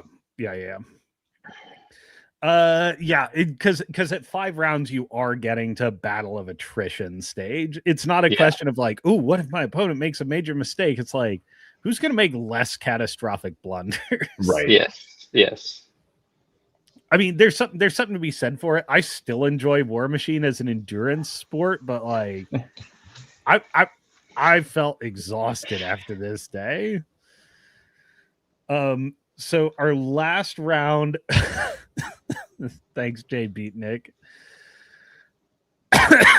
Oh, Alexifer. I used to live in Cowtown. Look at that. Got another Californian in the chat. Okay, so our last round was F. Mary Kill Dorothy Blanche Rose, and I got to admit, I was like the only person in the room out of the loop on what this name was. So like, no, I also did not know. Oh, come on, you guys, the Golden Girls. Oh, you did inform us of like, oh, that makes sense. Okay, I got it. So we're on the finals. Ryan, you have their Morozov player Steve on 2 fronts. Tell us about how this one went. So this was my best game, or the best game my most enjoyable game to a certain perspective of the whole event, which makes sense because Steve is a very, very sharp player. And I could tell he was sharp before we put models down because we were talking about what's in each list, and he already knew all my stuff. He already knew all my own rules. He knew his rules. He knew my rules. I could tell he was firing on all cylinders. He wasn't too tired to play yet. Obviously, he was very sharp. I think his pairing was Bodon and Morozov, and it seems to me, I'm not an old Umbri player, but it seems like Morozov is everyone's favorite anti-gun Umbri caster, and so I'm not sure whether he always planned to drop Morozov or if he did that specifically because I uselessly carried my entire Helic list all the way up to Portland. But I was always going to drop Moraine. I don't think there is an Old Umbry list that I wouldn't enjoy playing Moraine into. That makes sense. And Morozov is like, he's the anti-gun list of the faction, but like he's anti-gun list like with caveats. Yeah, I don't know how strong he is as an anti-gun list, honestly. Like I've never seen a game between Morozov and one of the true gun boogeymen of the current metas. So that's the asterisk. He actually doesn't answer the boogeymen. That's what I think. I think that's true. That would make sense to me. Yeah. Any kind of like ordinary strong shooting, he'll absolutely roll over. But the boogeymen are boogeymen because they put defensive shticks like his into the dirt. Just too many good quality attacks in a Kane list, I think. Anyway, so he drops Morozov and I drop Moraine. He wins the roll, which was a theme for this event for me. And he makes one of 3, I think, mistakes that he made by choosing to go first. One of the things that, I mean, going first is great, but one of the things that I've started doing on any list or on any scenario with flags is take a really cold-eyed look at where are the flags going to snap to, depending on who's going first or second. Right. And because I got to choose the side, I got to pull the central flag from 2 fronts. This is the one with 40 objectives on one side, 50 objectives on the other, and a flag roughly in the center. And I was able to pull the flag way over to my side, which was really nice, which meant he had no scoring elements in the center of the board or in the center of his backline. The only scoring elements for him were on the extreme flanks, which is not great for hordes. Because warlocks simply can't split up that far, and his Old Umbry kind of doesn't really have quality infantry to just say, you guys are going to run this side. You know, you got this. He wasn't running the Bear Cav. I would say the Bear Cav are the closest that I've seen to being self-sufficient, because, you know, as cavalry, they can boost themselves to hit, and they're reasonably sturdy. So what his list is, I think, 2 Primevals, Strix, no Feral, which I was pleased to see, although I understand Morozov has some pretty extreme threat ranges under certain circumstances. He actually had 3 units of Liegemen, 2 units of Wardens, 1 unit of Hunters, which is more than I've normally seen for Morozov, but I don't know what the meta says about that. The problem for him was he had to choose who's going to what side, and then the whole map was kind of a hollow center unless he pushed up very aggressively to try to contest the flag that was basically in my lines. And going first, he moves as far forward as he can. My Moraine threat is pretty far. It's 12s, 13s, and 14s across the board, with the cavalry, the Miraged Israfil, the Desperate Paste, Soulless Blade Masters, and Moraine herself, of course, and the assassins. So on his second turn, he moves up so that none of his heavies are chargeable, which is fair, because if he was going to let me charge his heavies, I was going to charge his heavies, and that wouldn't have been great for him.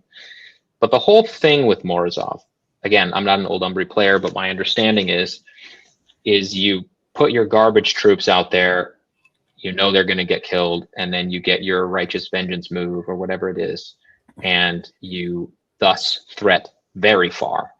And the combination of your Liegemen turning into shield guards, if you need them to, or turning into, he had 2 Lupine Apexes in his list, which are pretty scary for troop heavy lists with the killing spree, mean that you're sort of damned if you do, damned if you don't. If you attack his Liegemen, his heavies get a threat range boost, and they might turn into something scarier than they were.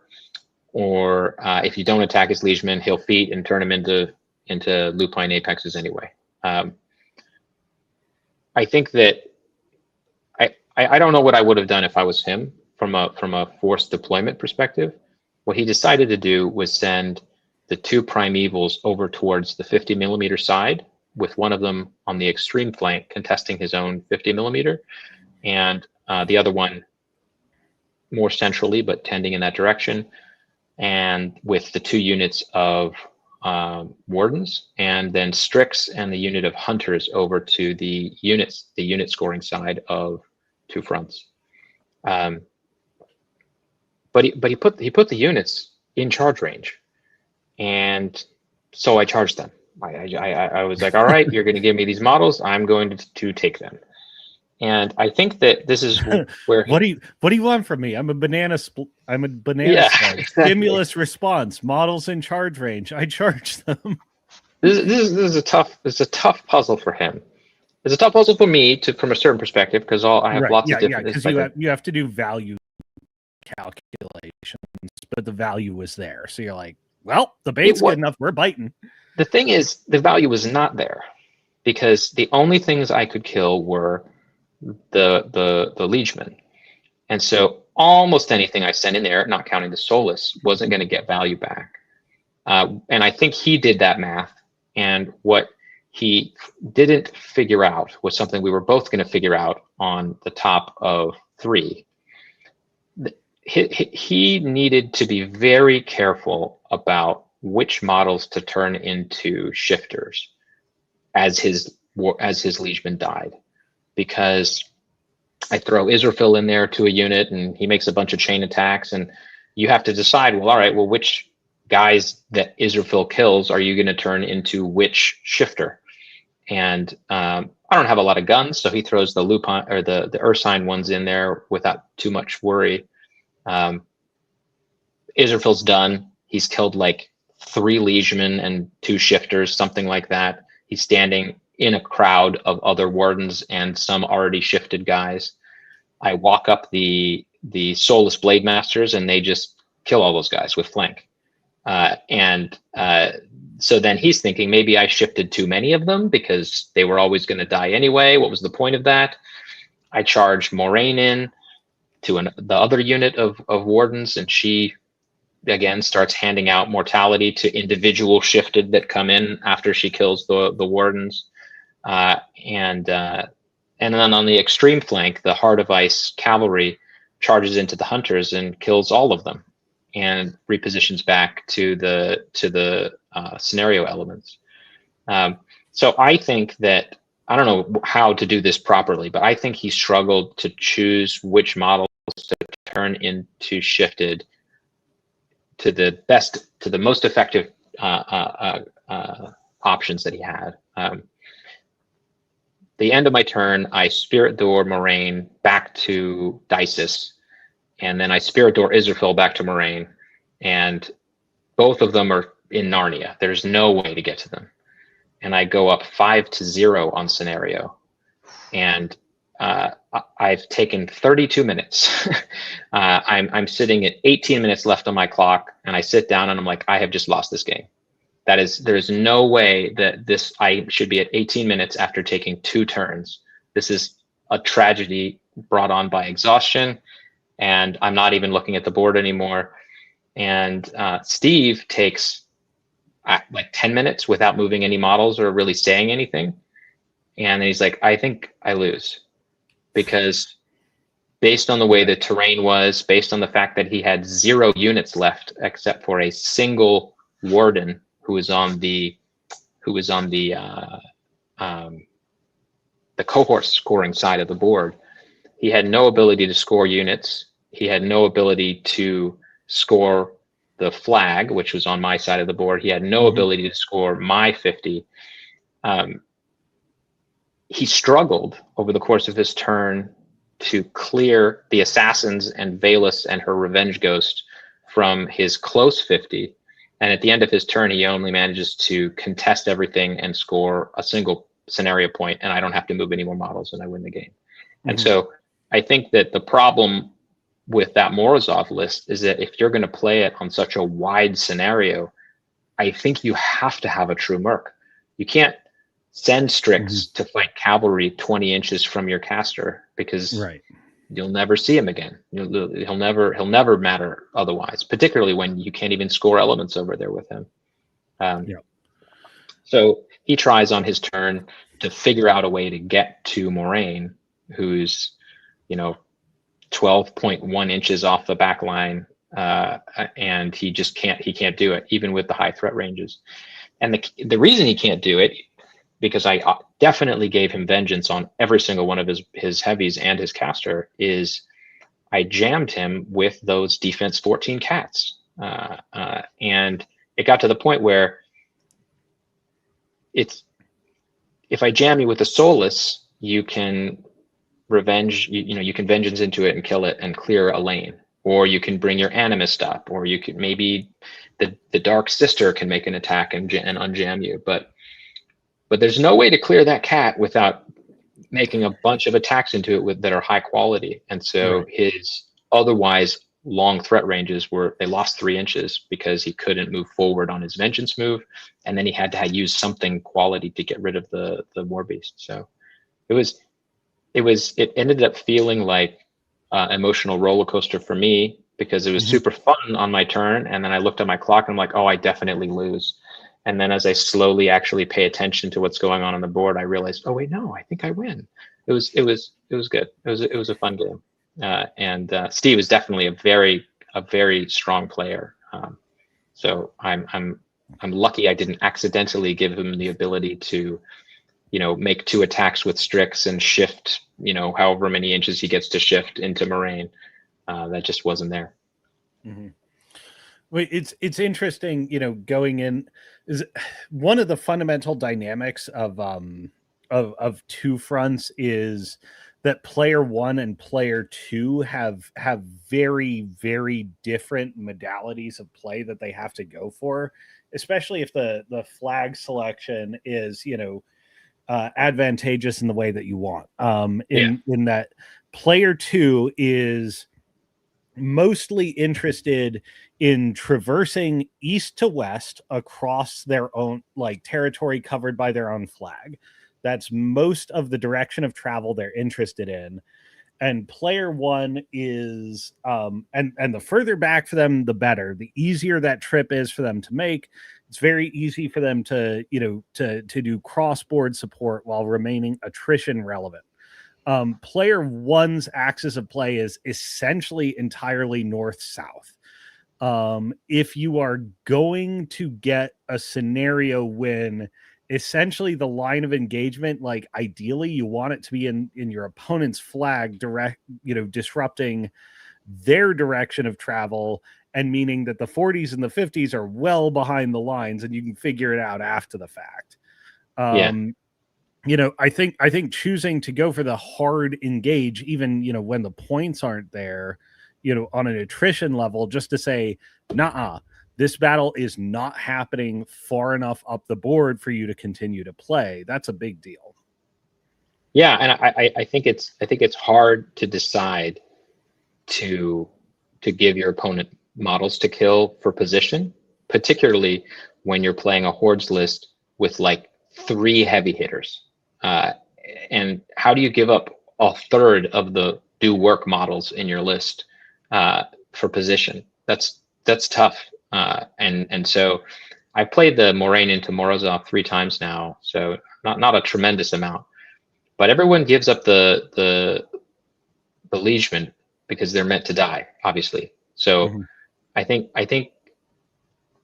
creating some sort of, I don't know, if I was building a Morozov list that I wanted to fight Moraine with, it would have the Starved in it, and it would create some sort of forward bunker with a Primeval with a shield that was really hard to actually take down.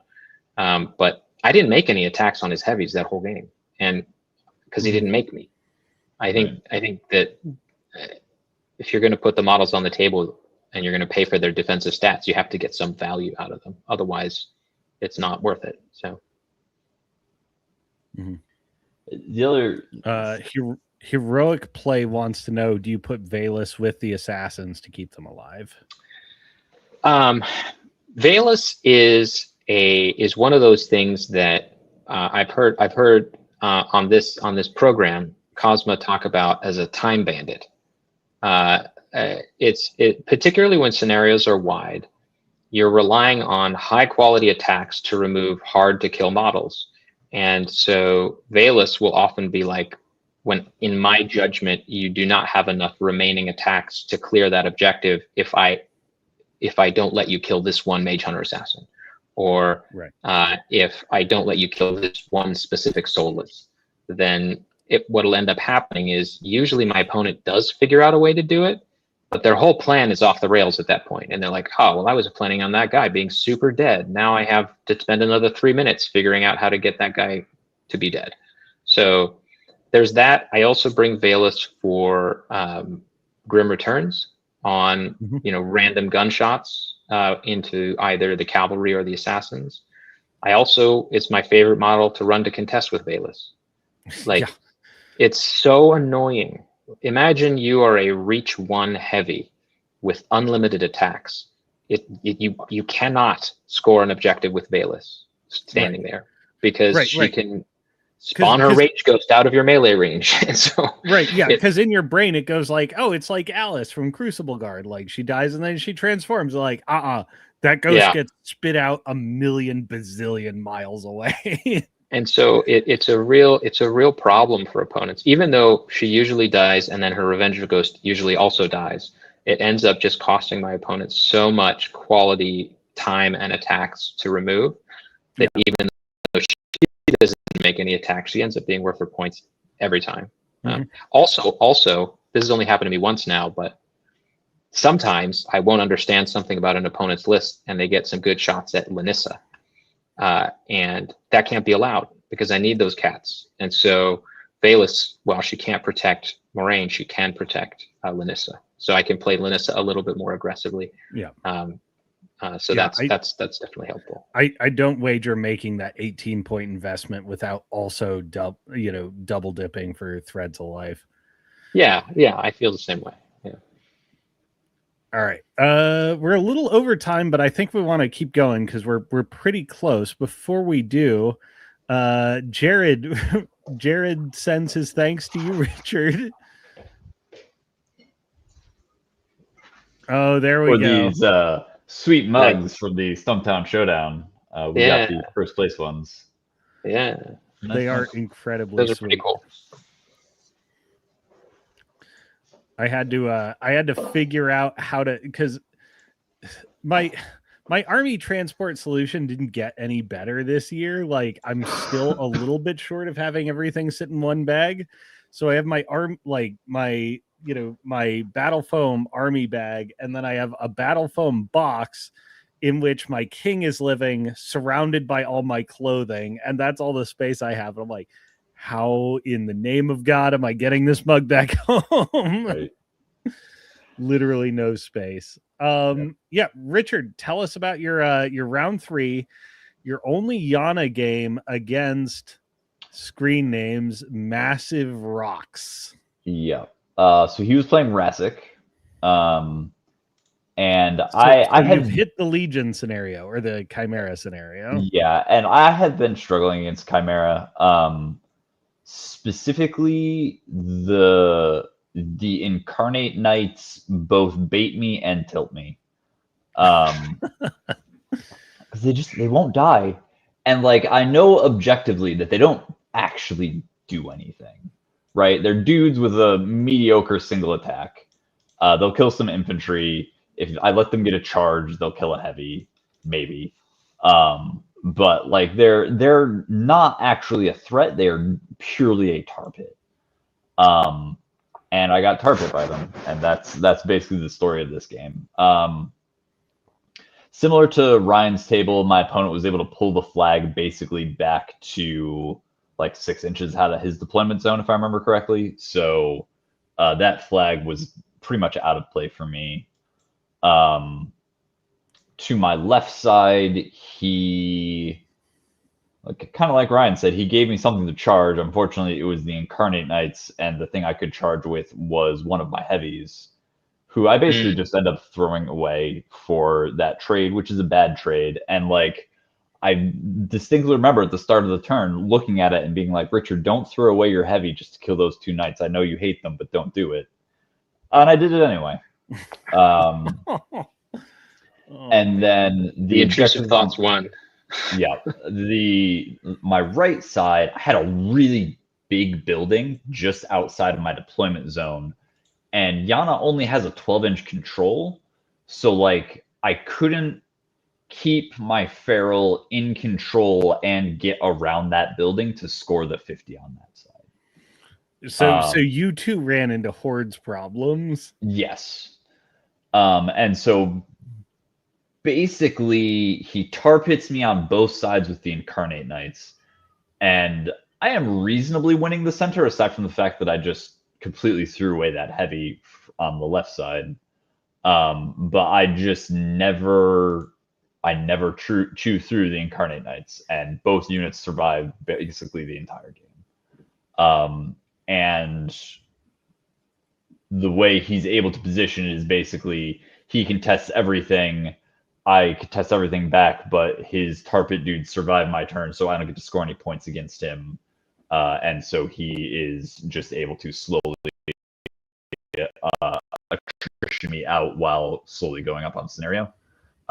So in the end, he is up 14-4 on me by the end of that. Yeah. So I got stomped pretty hard there.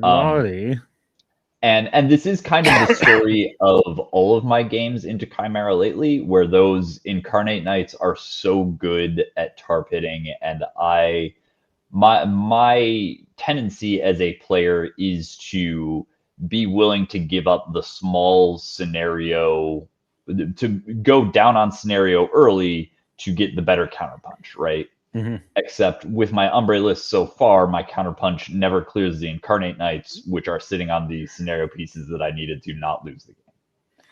Right. So it's a matchup that I need to play more, and I think if this list continues to be my Chimera drop, I have to make some adjustments to it to handle basically that exact scenario.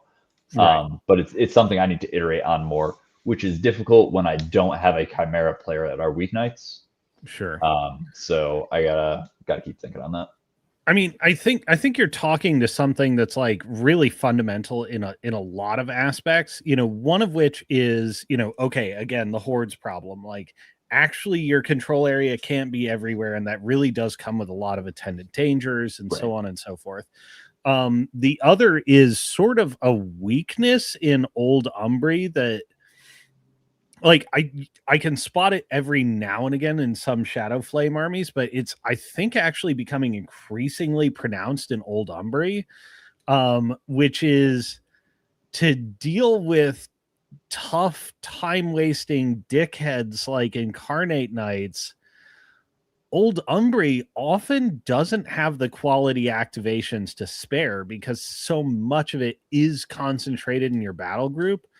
Or is concentrated in modules like, Urson Liegeman that are so defensive themselves that it's like, it's often hard to muster the ability to deal with time bandits without making a major commit.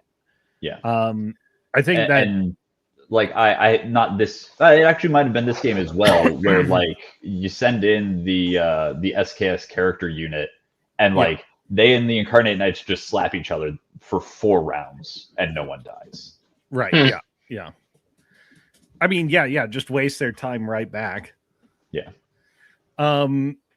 That's possible. I mean, it's also like, beyond being like an Umbre thing, I think it's also, really serves to highlight the Yana, like the difference for Yana between Old Umbre and Winter Core. In my personal opinion, I feel much more like Yana is a Winter Core caster nowadays.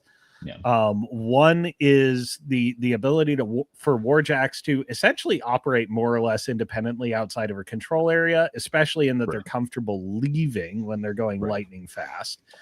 And the other is like the troop options. She does have the kind of activations with attacks that are spare to go and deal with you know, out of hand situations on a flank. So I think there's some interesting composition learnings, and like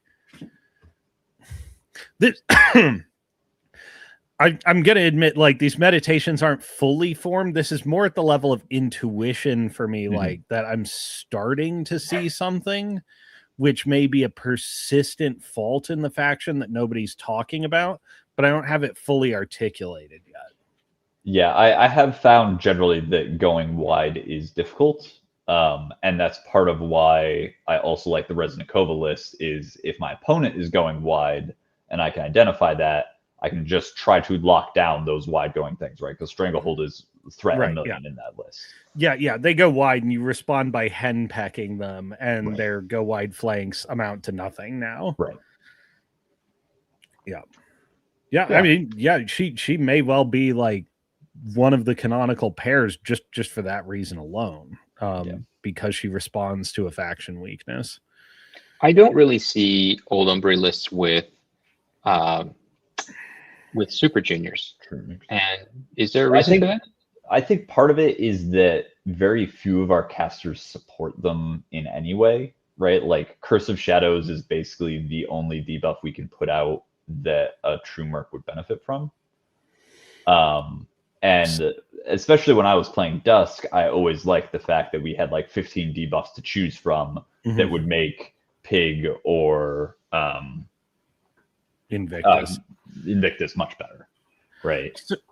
I just mean that could help solve the go wide problem. You could just say, all right, Invictus, it's you and these and the hounds over here, and then the rest of my army is going to be concerned with this specific 24-inch stretch of the board where my control range can actually cover it. Yeah. So I'm going to offer a few comments on this. One of which is, there's actually only one of the true mercs that you should be concerned with whether your army supports them or not. And that's Carver and Warboar. Because they're an offensive piece, they get friendly faction agnostic options for support, which is things like Curse of Shadows or arm debuffs. Warboar parlays any sort of offensive debuff into a lot of damage. Magnus and Invictus, unless you're already playing like a mercenary faction or something like that,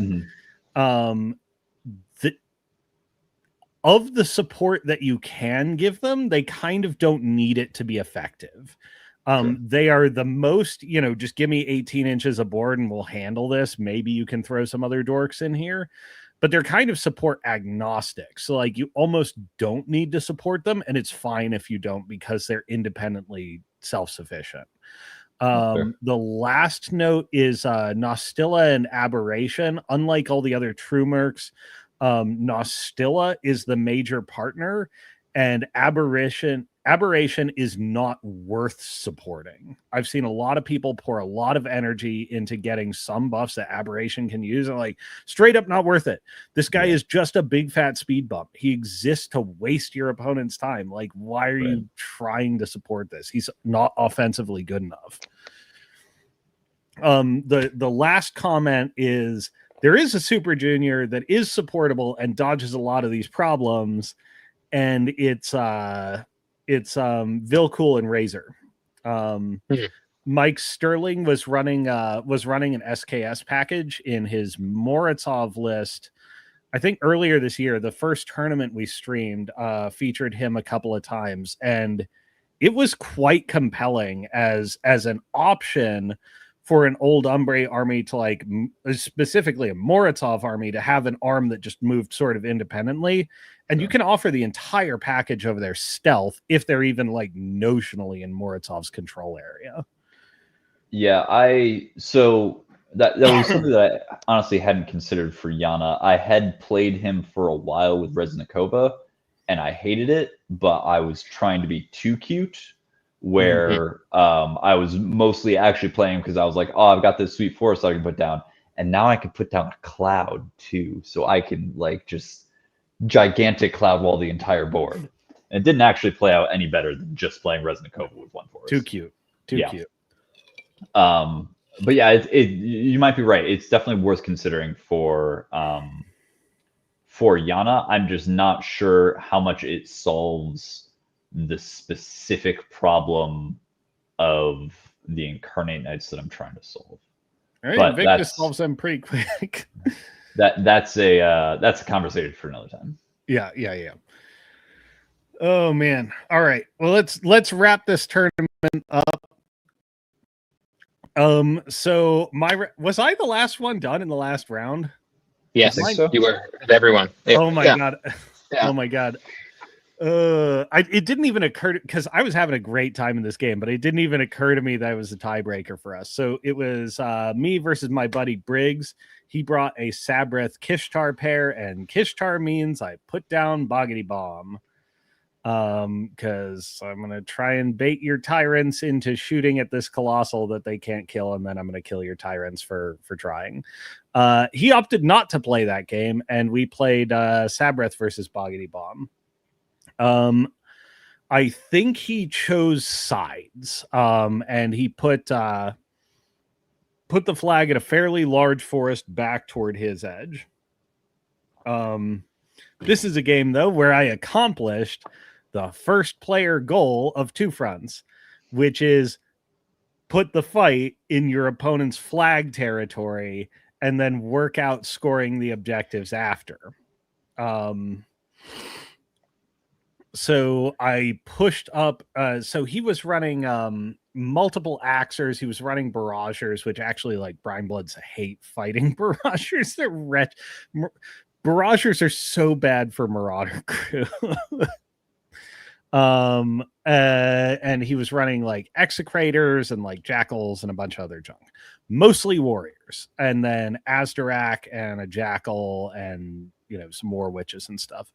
So this was Sabreth pushing hard up the middle with tons and tons of Axers, and I think even some of the single wound guys, Barragers and Execrators on the 40s flank. I'm pushing up that 40s flank with both units of Marauder crew. 50s flank, King is rushing his butt forward. Lockabash brothers are coming behind. I eventually, I push the fight up the board, take out most of his warriors on the center, eventually whittle down the Execrators. My surgeons and my ambushers are doing their level best to keep the 40 flank live, even though on paper the units I have over there lose against the units he has over there. With recursion, they at least make the fight last forever, if not win. But the center gets blown out fast, and that flag stops scoring. King goes in, kills a Thresher Tyrant, tries to kill Azdarak, but pulls up a bit short on him.